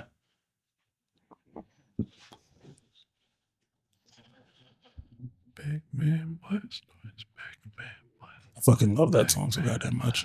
It's so good. Okay. Whatevs. So now for the update. I am safe. I have contacted a lawyer. No matter what happens, I will continue protecting myself and making better decisions going forward. I also took screenshots and went through his phone completely. While we have no children together, we do have a decade and a lot of love for one another. He was surprisingly open to giving up control and acknowledged his addiction. He admitted he always knew it was something, but as each new hobby came along, they became more and more expensive. He was not angry when I confronted him, but he did break down in tears. We talked, and while I want to keep identifying details private, I can say that he is getting help, and I now have full financial control. He attended a meeting for Shoppers Anonymous. Okay. And we believe he has compulsive spending disorder. Thanks to his community, I realized how serious collector addiction can be. I would not have gone to a lawyer or even known where to start if it weren't for the advice I received here. Reddit is honest and they know what's up. That's why I came here for help. Fair enough. Addiction. Well, you know, they say that, you know, we can talk about that later. No, go for it. Go for it. Well, like, okay, well, I'm about to reference a Vsauce video, so we're going to get crazy. Sick. But I watched a Vsauce video the other day that was like, so if you put up a jar of beans. I know what you're talking about in all of this. Yeah, and you ask individual guesses on the beans will be wildly off. But the average of all guesses is usually like remarkably close to the exact answer. It's called wisdom of the crowd. Wisdom of the crowd, yes. But you have to ask, you have to make sure the people's answer given to you, they don't know what other people have answered. Mm-hmm. As long as everyone's answers are not influenced by somebody else's answer, the average of all those answers will be remarkably close. It's like, which I guess doesn't apply to Reddit because you could read everybody else's answer and respond. But yeah, but you'd be amazed how many people don't actually read the other responses before they go typing, which I think is ultimately why they put the add your comment at the top before actually presenting you with any other comments. Or I guess it's probably more of a symptom of that, not so much a design. What are you saying, Izzy? It's like ask the audience. Ask the audience is almost always right. Yeah. We can get like the average answer. Yeah. Oh, where'd I stop? Anyway, so like individual people on Reddit might be stupid as fuck, but collectively you could get you could get some good, decent advice, right? She found her people. Yeah, addiction is a long, difficult journey, and I will hold myself accountable to ensure I don't ignore red flags. Where we stand now, he has agreed to all my terms. I have full financial control. We will sell the cards. He is working to sell other items from past hobbies. We will have weekly financial meetings. He will go to individual therapy and meetings. We will go back to marriage counseling. After reviewing the finances, it was actually $7,000 spent on cards, not $10,000. The other $3,000 were smaller charges like work lunches and Starbucks. That still adds up. We are working on selling the cards. Other important changes. He has promised to be a better husband and stop acting like a child. He recognizes his behavior. He has also acknowledged that his selfishness has affected other areas of our life, like in our support system, and he is working to change that. We both understand that this is a lifelong addiction that will require daily effort. We have to make that choice individually of how we want to proceed. I know it's easy to say, just leave him, but marriage is not that simple. Sometimes one partner is at 10% while the other is at 90%. Right now, he is at 10%. 2 years ago, I was the one at 10% and he stuck by me. He gave me the chance to change and I did. Now it is my turn to offer him the same opportunity. I will not give him a second chance beyond this. Yeah, that wouldn't be a second chance at that point. That will be a third chance. A third chance, yeah. But I believe everyone deserves at least one. I'm not sure if I will post another update, but if you are struggling, know that this community tells it like it is, but it also offers great support and resources. I wish the best for anyone going through hard times. Please remember to be kind to each other. So, not being able to see the original post, we can easily, or at least I would say, I think we can easily piece together what happened. Wife probably was not privy to his spending until more than likely had one like extreme bill come in that was like, wow, what the fuck? $10,000? Where did this come from? Why do we have a $10,000 credit card bill? Yeah. And at that point, it probably came to light that the husband had been spending incredible amounts of money on, it sounds like he's had a number of hobbies over the years that have been getting increasingly more and more expensive, which is why he's now in a support group for shopping addiction, which is a real thing. And from this, we cannot. I'm curious in like the original, if there was any idea as to why he what his explanation was, or like what? Does anyone ask that? Pretty selfish and 10K Pokemon cards as well, especially with the 10K mortgage. What the fuck is he doing? Yeah, most people are going to call this like better part of next time. Sorry, what are Pokemon slabs anyway? Pokemon cards are encapsulated, yada, yada, yada. Better partner next time. Right? Yeah, that's crazy. As a collector, this is wild. As a collector, leave him. He has a form of gambling addiction, plain simple. He needs help and will need to seek it out on his own. I think that's one of the things she was referring to when it's like marriage isn't that simple. Because this is something you can point to of a straight up a disorder, right? Like this is not, he's just buying shit and going kind of fuck you and hog wild. Like, no, this is an addictive episode. And it is true that he needs to seek this for himself. And it sounds like he is, with some very firm boundaries on her end as well. But like, leave them cannot be the solution every time. Yeah. Like sometimes it is the correct answer, and it's an empowering to know that that's an option. But for like a functional marriage or a functional relationship, sometimes you need to stick by your partner. Yeah. Like and it sounds like she had her own thing happen. She said, what is it, 2 years ago? She said that she was the one at 10%. Oh, I'm kind of curious what that looked like. Right. Like, does it match $10,000 worth of, or $7,000 plus dollars worth of spending? Or is she was buying motorcycles. But yeah, at least with the Pokemon slabs, they should be able to recoup. They have a decent amount of that, if not a lot of it. Collector's items should be most of it. Pokemon market, at least for the last couple of years, has been pretty stable. Yeah. So it is like, we're talking something that I would imagine appreciates in value over time. Usually. So he might fucking come out of this. Which is probably how he justified the expense in the first place. He's probably telling himself it's an investment. Right. Right. I'm curious what those other proclivities were. Like, what else was he buying before he got to the Pokemon cards? Gundam. Yeah, what were his other hobbies? What did you say? Say Gundam. Gundams. Yeah. Legos. Yeah. Oh, man. It's always been tools for me, baby. Well, that was fun. Let's find another one before we get it off. Because Fluff doesn't have... I don't. I could just repeat what I said last week about Defiance of the Fall, or I can... talk to you about a book that I'm only a quarter of the way through. So I'm not prepared this week. I'm sorry. The two on the screen are crazy. Yeah. That's an update. Oh, okay. So this one has a fucking update. Back to backs. Maybe we'll do this one another. No, that's already deleted. The user's already deleted. And I don't want to fuck around with that later. Am I the asshole for threatening to kick my soon-to-be wife out of the house? This is a 30-year-old man and his 27-year-old fiance. My fiance and I have been together for 5 years now. We are nice. His typing isn't the best. We're getting married on October 25th, and we can't wait. We rarely get in fights or arguments, but this has really just made me frustrated. My soon-to-be sister-in-law, 36-year-old female, recently got a divorce and now has been staying with us for the last 4 months. Fantastic start. At the beginning, I was fine with it. I was fine with it. Stay here for a couple months, get situated, and find a place of her own. That does not seem to be the same thought sir, please.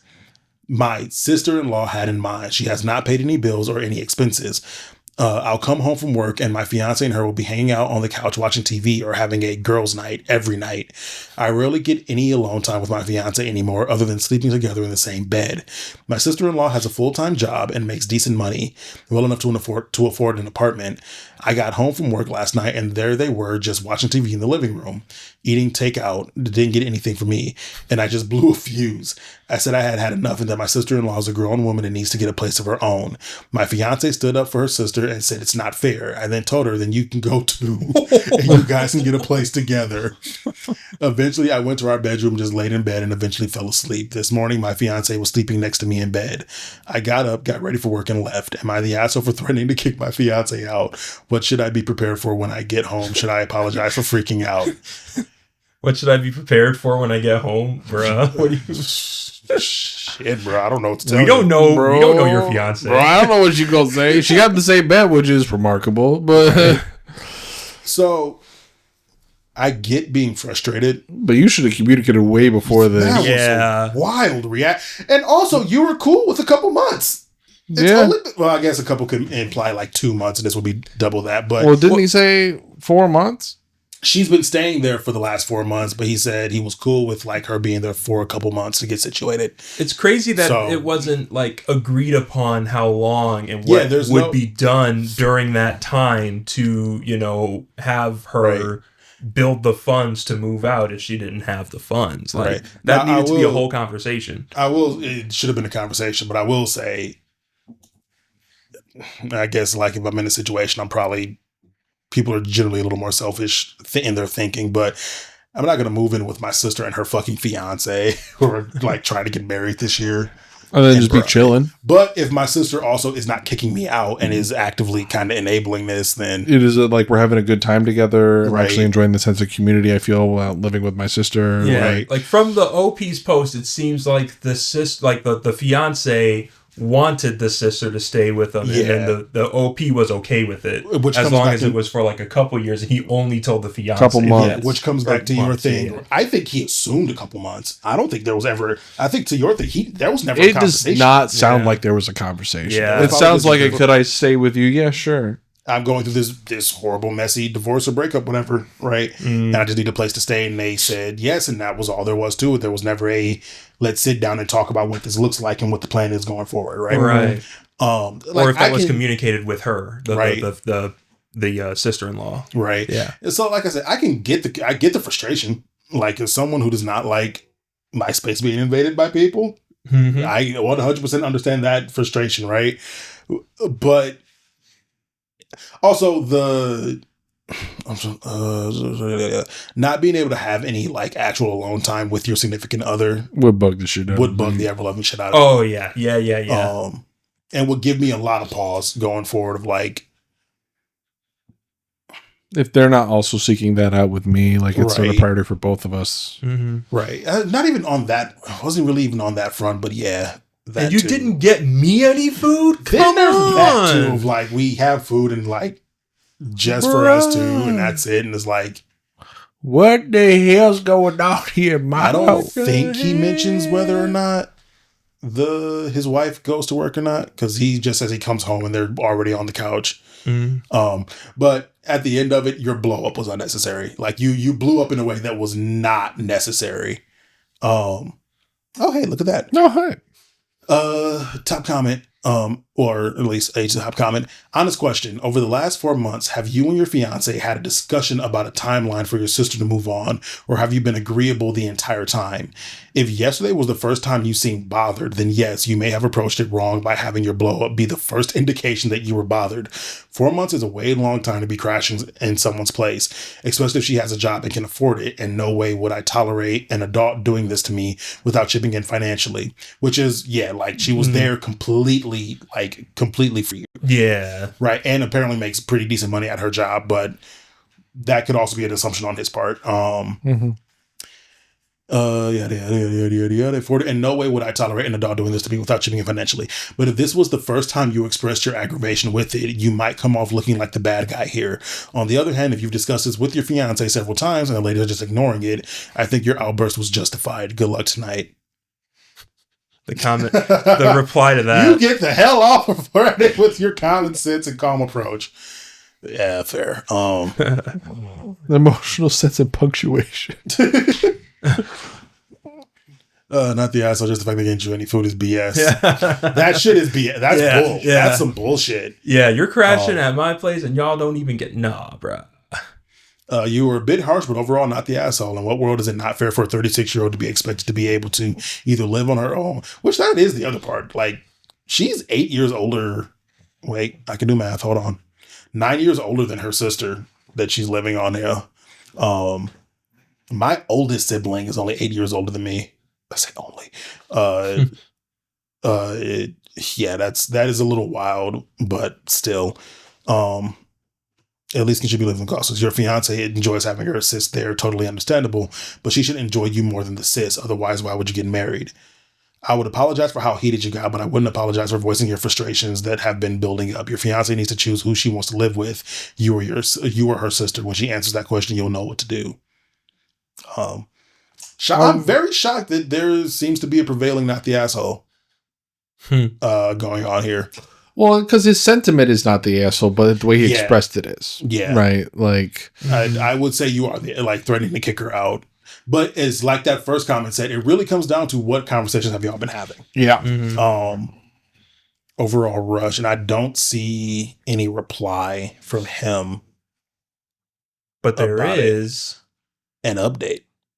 So update. Hi all. I know a lot of you wanted an update for when I got home last night. To some surprise, to it seemed like most of you. What? To my surprise, it seemed like most of you. Oh, no. LOL. I'm assuming that's... I know. I think what he's trying to say is to the surprise of all of the detractors who have commented on my post. Or maybe they forgot an extra To some O surprise to it seemed two. like most of you, lol, our communication, we communicated and it went swell. Okay. I see what's going on So here. all the haters, we communicated and it went well. My G, I need you to go take like a college English class. Just relearn how to write. When I got home, they were both sitting at the table ready to talk. I spoke through my frustration and built up energy, and sister-in-law said I was extremely fair. I apologized first for acting like a child and not communicating from the very beginning of a plan for her. Sister-in-law apologized and gave her reasons, not excuses in my book. Details. She was in pain shortly after the divorce, wanted to be with her sister, and I, since it was the most comfortable situation. My fiance apologized next and mentioned that she also missed the alone time we used to have, but was making sure she was there for her sister. For arrangement plans, sister-in-law is now filling out applications for apartments and will be touring this weekend. She got us a full home deep cleaning service and got my fiance and I massage gift cards. I did not ask for any of that. Hey, but we'll take it. Shit. Right. After we sat down and talked, sister-in-law then went to the bar to hang out with some of her friends. Then my fiance and I went out to get all-you-can-eat sushi, my favorite. She paid to make up for last night's dinner plan. We talked about everything and how we need to communicate more. We are looking to book a little long weekend vacay for Memorial Day and building out an itinerary. She is a vacation planner, so pretty easy. All in all, everything seems to be more fluid now with all three of us. I truly am the asshole for not doing this from the very beginning, like most of you mentioned, and I'm glad I got some great advice from a lot of you. So yeah. There you go. Yeah. It went well. What the fuck? As it turns out, communication makes things easy. But no, I want pain. I want Suffering. fear and sadness and Where's the suffering. drama? What do you mean the fiance and sister-in-law responded like adults and recognized that it was an emotional outburst and then responded with clear communication? What the fuck is going on? Yeah, where's the sex? Violence! Violence! Where's the salaciousness? Come on, bro. We need carnage. No, it's like, yeah, no, fucking.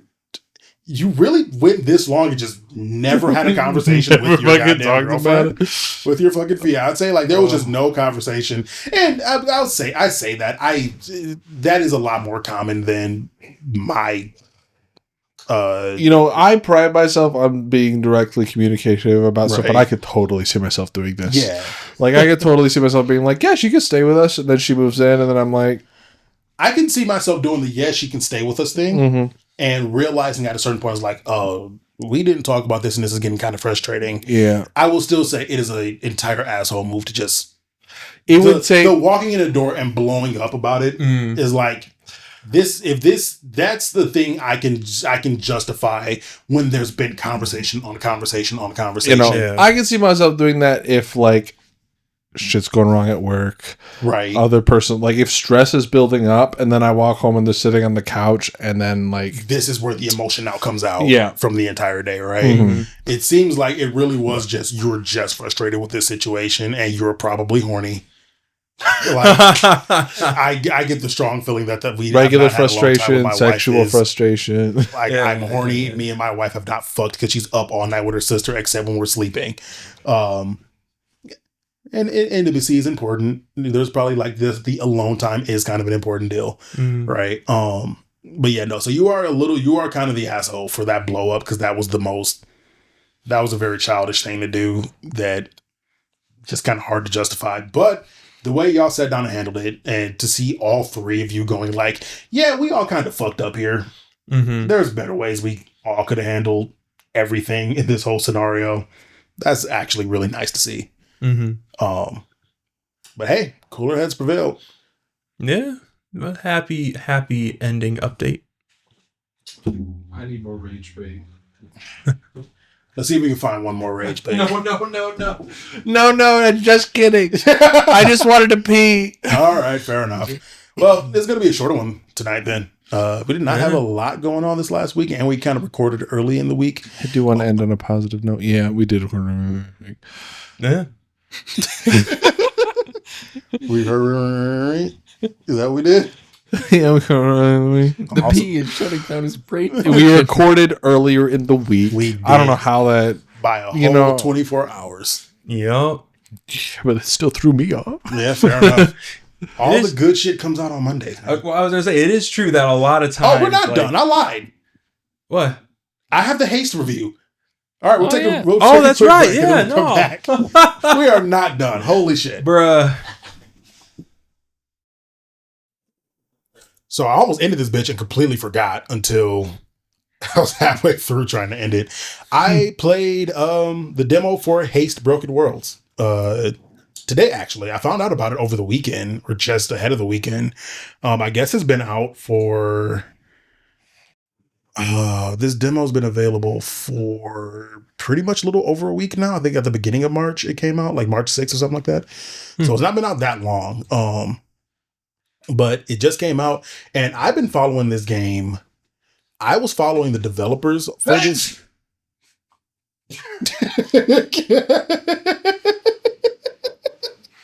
Nothing to see here. Bless you.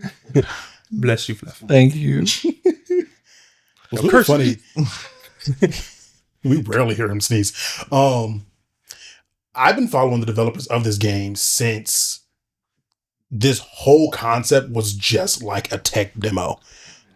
Before they had the characters, before they had the art style, it was just like a little robot-looking character in a gray box world.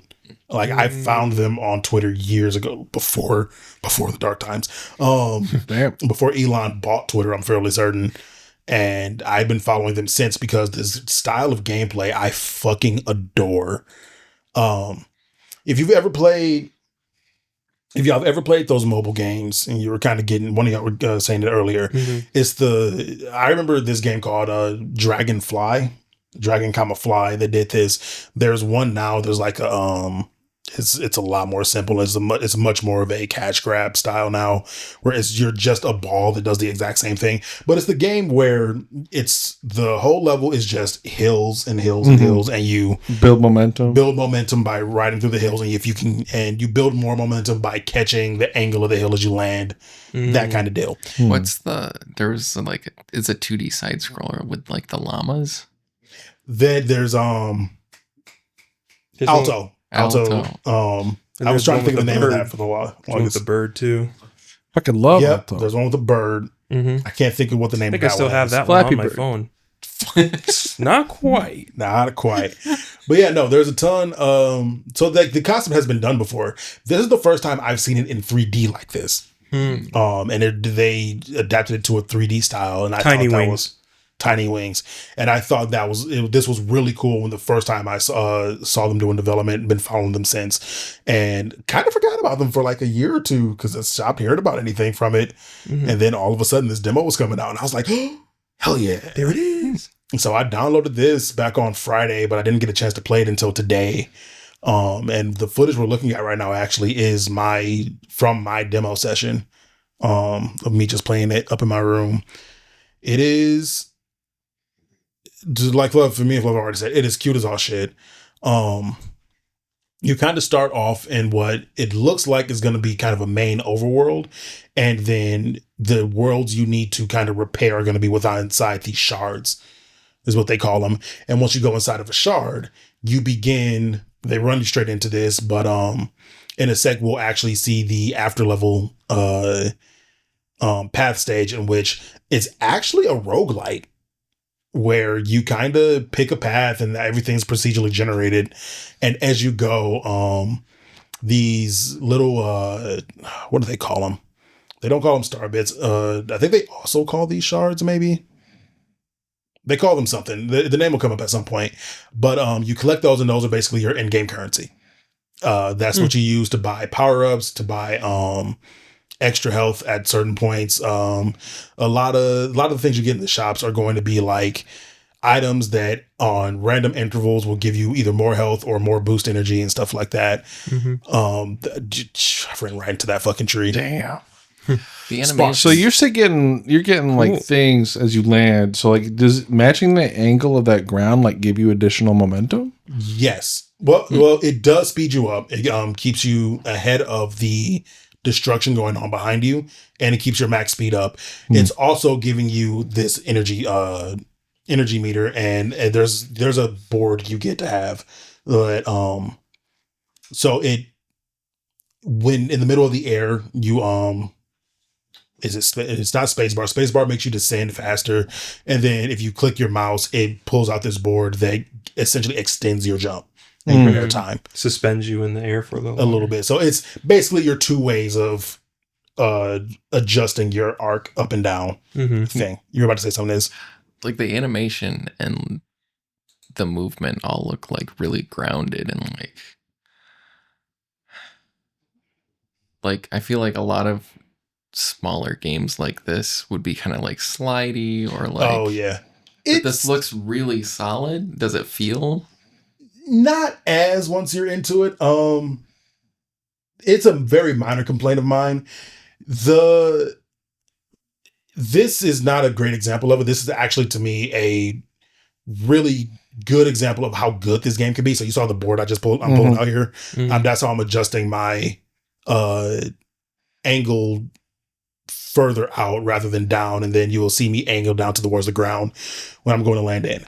There's certain versions of these stages where they expect you to do a lot of turning and not so much necessarily sharp or anything, but they want you to be turning over. And when you start trying to do stuff like that, you kind of feel this game isn't the turning is not really a strong suit for this game. And just off my little bit of time with it, I could say that they tried to design for that, where they want you to get like power-ups that make your turning and maneuvering a little more. I was gonna say, because it kind of seems like your momentum is so straight. It seems like that's kind of the point of the challenge. That's the point of the challenge, but it kind of creates this feeling of like y'all are trying to create more interesting environments, which I feel like you don't need to. I think when the environment is set up like this, it's working just fine. You're gonna see, so there's main stages like that where you're literally getting from point A to point B. There are then other, you'll see me go to the shop right here. There's other kind of stages where there's a different type of challenge. So there's one where you're on this lava world where you're just trying to find the exit. There's some other ones where you're literally painting life back into the island kind of deal. Oh, wow. They're very interesting challenges, and they're not the craziest things once you get used to them. And it's one of those things of like, sometimes speed is not always what you need.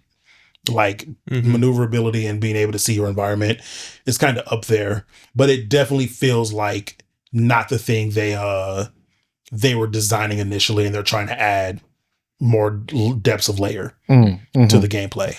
So they started off with cool running, and then they're like, well, how do we make this more than just... How do we add more to the loop, right? Yeah. They have these... I want to know how they're doing that effect where things like come together. Right. UI. They don't give you a lot of information as to what's going on around here, so that's why I immediately died to these things, because I didn't realize those are gravity They're bubbles. Yeah. Because like what makes up the bad is not very consistent. Sometimes it's very obviously bad stuff. And then sometimes it's this that was a new element for me. Because the last time I was in one of these, like the bad stuff was purple. Was just straight up like these purple portal looking things.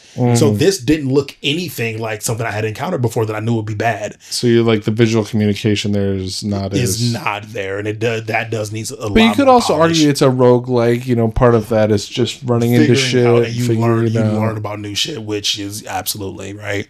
But you know, you would hope that the visual language is like a little bit more tight. And I would even say, as I did a couple runs of this, kind of in and out, that kind of stuff started kicking in immediately. I started learning like what these different stages were. So that one was like a weirdly like challenge stage of a lot of things are trying to hurt you in those that you don't get in these kind of stages. There is in fact a boss stage, and that's essentially what I'm trying to play to during this whole bit.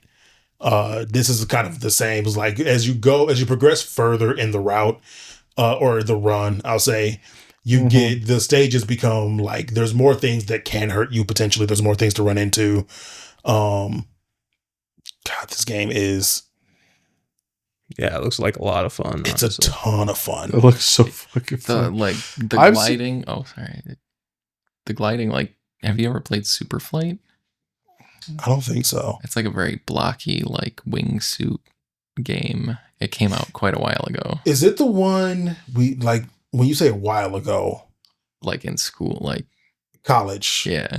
I have played that. Is it the one where it's like the only objective is to just fly and do wingsuit shit? I remember that I thought of that game when I was playing this because it has close call kind of stuff too. Oh, okay. It's like a marriage of that and the other game I was telling you about at the beginning of this. There's little random bits like this. It looks like it's taking a lot of inspiration for Peglin with its like roguelike design. Yeah. I don't know if that's represented elsewhere, but that's where I've seen it. Okay.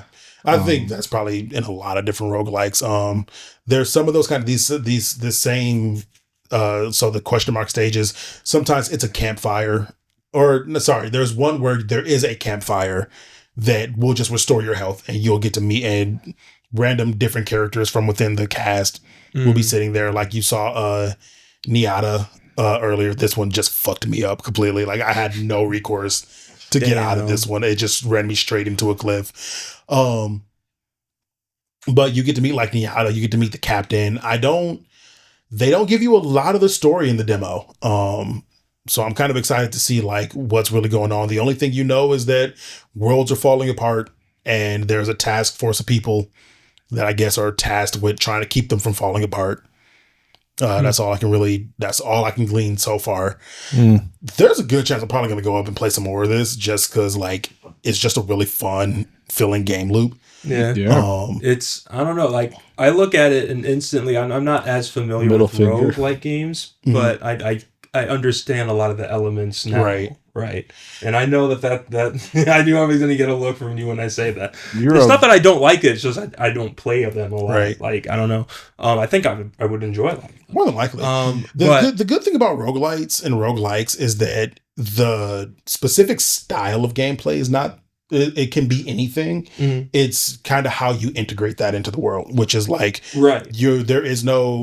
there may even be a storyline to it. Like Hades has a whole ass storyline going on, but what you're doing is you are doing a run of a game up till some point until like you have hit your skill limit or you die or something fucks up and you essentially restart back at zero, but you have some new ability, either a new ability or just the fact that your mastery is better because you've done a run. Now you can do better going forward. Ability, superior mastery, more tools to play with that make the mechanics more fun. Right. And it's like that element mixed with Sonic Dash. Yeah, gameplay. there's a lot of Sonic Dash to this as well. Mm-hmm.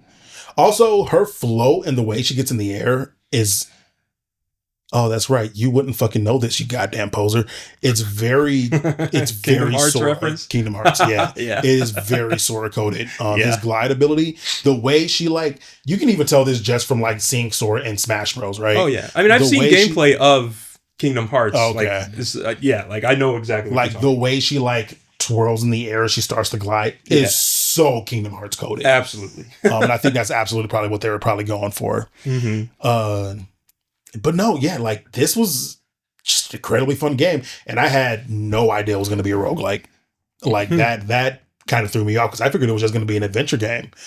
This one, okay, this is the paint the world back in. Yeah, this is one of the other challenge worlds. This looks so good. Yeah, this is cool. Right. The first time I did this, I absolutely biffed it and ran right off the edge. I had no idea what I was doing. This is the kind of game that thrives off of this kind of polish. Yeah. That it thrives off of feel and vibes. And this game is really nailing a lot. From what I can see here, it's really nailing a lot of that. Yeah. And it's the cast of characters of even just a few characters we met so far have been so colorful and so just enthralling. This game is there's going to be so much content coming out of people just because people are going to love the characters a ton, and they are doing a fantastic. I know, right? Wow, what a the fact that I was able to save that from there shocked the hell out of me. But yeah, they do some interesting stuff with these worlds. I was having a bad time running into trees. I feel like I can see what you mean by turning being a problem when you have to hunt for the last little fraction of wherever you've missed in this world. Mm-hmm. What up, is maybe a wider camera angle? Pulling the camera back would help a bit, especially as you starts to get faster, as you start to get once there's a speed, because that's a pretty common that's what usually happens, right? Is to pull the camera back, and it might do it a little bit in the middle of a run. I think to some degrees it does start doing it. This is the boss fight, which this actually worked. This boss fight for this style of gameplay, they made a really good boss mechanic. That's sick how the fire spreads through the grass. Mm-hmm. Ooh. So you knocked that some bitch away? Pretty much, yeah. It's pretty much dodge all of his dodge the bullet hell, make it to the boss, and just bonk yourself right into it. More land becomes lava. Mm-hmm. That's sick. Did I remember? Is that a wave? Yep. Oh shit! And I didn't know what to do there, and I was like, "Well, I'm just gonna have to take that one to the face." This is pretty cool. It's really cool. If y'all like this kind of fast-paced stuff and this looks any kind of interesting, please go download this demo. It is available right now. The demo itself is currently free. I've had this game wishlisted since I found out that it could be wishlisted, and I will probably be getting this game day one. It is a ton of fun. Give it a shot for yourselves. Oh wait, is it still not out yet? No. Oh. Nope. This is still currently in just demo. Okay. Yeah, I would love to see some more juice and VFX and some of these things. Yeah. But in terms of the base gameplay, as a game goes, made by what I'm fairly certain a single developer. He might have gotten some more help over the years, but I'm fairly certain this just started with a dude and a dream. I am very impressed with what I see, and I had a ton of fun with just a little bit I played of it.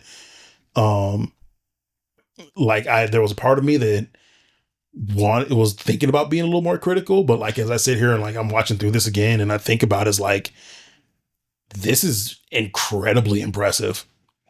And that's shard complete, so basically the run finished. And so I'm now curious to see how much more of this goes, if this whole overworld is going to be the main hub, and I'm just finding out. And that was very Sonic. Yeah, that was so Sonic the Hedgehog coded. This is Sonic for sure. Fucking Kingdom Hearts meets Sonic the Hedgehog. Ooh. Mm-hmm. What was that? Her getting knocked off her board.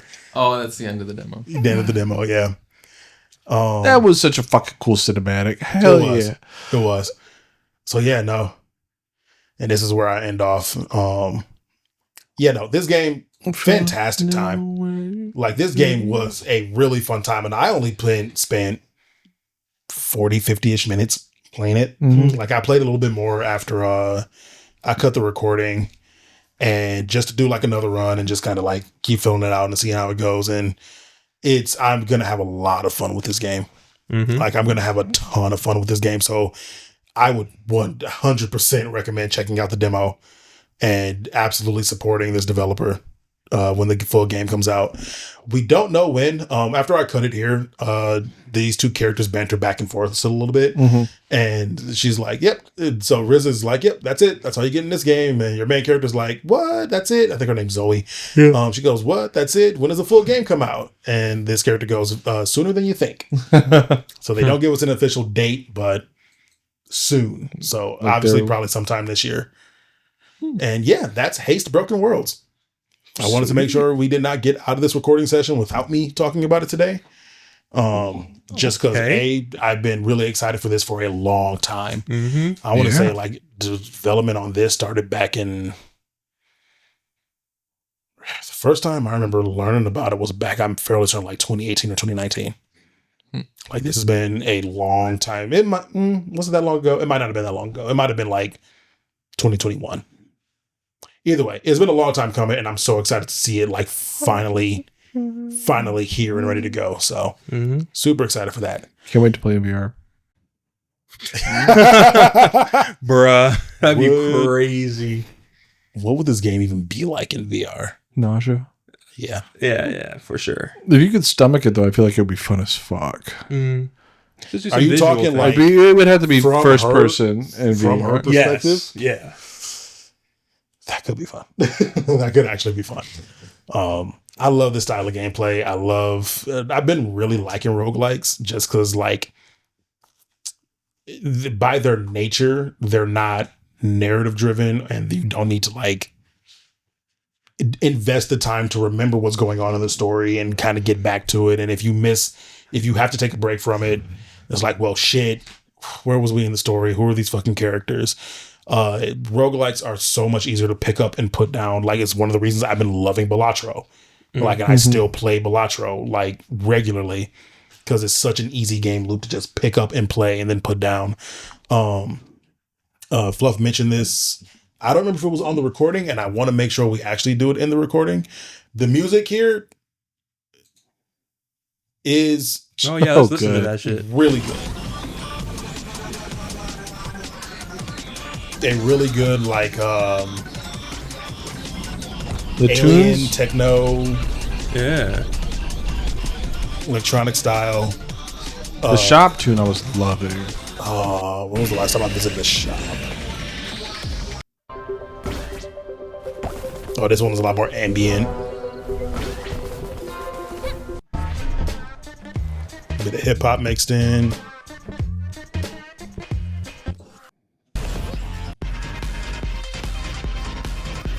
Like, all the themes in this game are really fucking good. When did I last visit a shop? I don't remember. Where am I in this map? Hey. Kind of like how about that? The game and the music all together has kind of some like Splatoon vibes. Yeah. It's very, very Splatoon. This lo-fi mix is so, like, I'm probably gonna pick up I really hope we get the soundtrack, because I will absolutely pick up the soundtrack, and I hope I get it on Spotify too, so I can have it in my actual playlists. Because it's just so good. But yeah, that's Haste Broken Worlds. Good stuff. Get it, love it, play it, support them. I'm gonna have to try it for sure. Damn right. And that is now it for the night. A much shorter session than normal. I think this was one of the first times we can call it a properly short session. If we could call it that. No, it's a pretty short one. 30 minutes less. About 2 hours. 2.5. Is it really 10:30 right now? Yeah. Never mind. Never mind. We'll get a short one someday. We're gonna get a short one of these fucking days. See, but by that time, our audience will be used to the long ones, and they'll be so sad. They'll be really sad. They'll feel robbed. It's like, where's my extra 30 minutes, hour? God damn it! Yeah, y'all let us know. Should we do longer or shorter? We'll consider it. No promises, though. Does size matter? Size doesn't matter. There's your answer, sir. Oh, man. But hey. Thanks for watching. Thank you. And so listening. very much. Once again, shout out to Mike for sending us in that suggestion earlier today. Well, I guess technically this was what? He sent us that a week ago? Like, I think like the day after we recorded last week. I think so, yeah. Yeah, sending in that donation. We just like to talk. Right? And we like having interesting things to talk about. We love the things that are adjacent to our interests. But if y'all have anything y'all want us to talk about, always feel free to send it to us. You can either, honestly, all of our social links are down in the description. The doobly-doo. You can find us in a number of places. Best place, though, is in the comments section. So, yeah. As always, like, comment, and subscribe. 5 stars. Patreon is $1. Only one. Only one. For how long? We don't know. But it's one for now. Get in there while you can. Get it in while you can. Review, rave, tell your friends, and stay gay. Have a good night. Peace. Bye.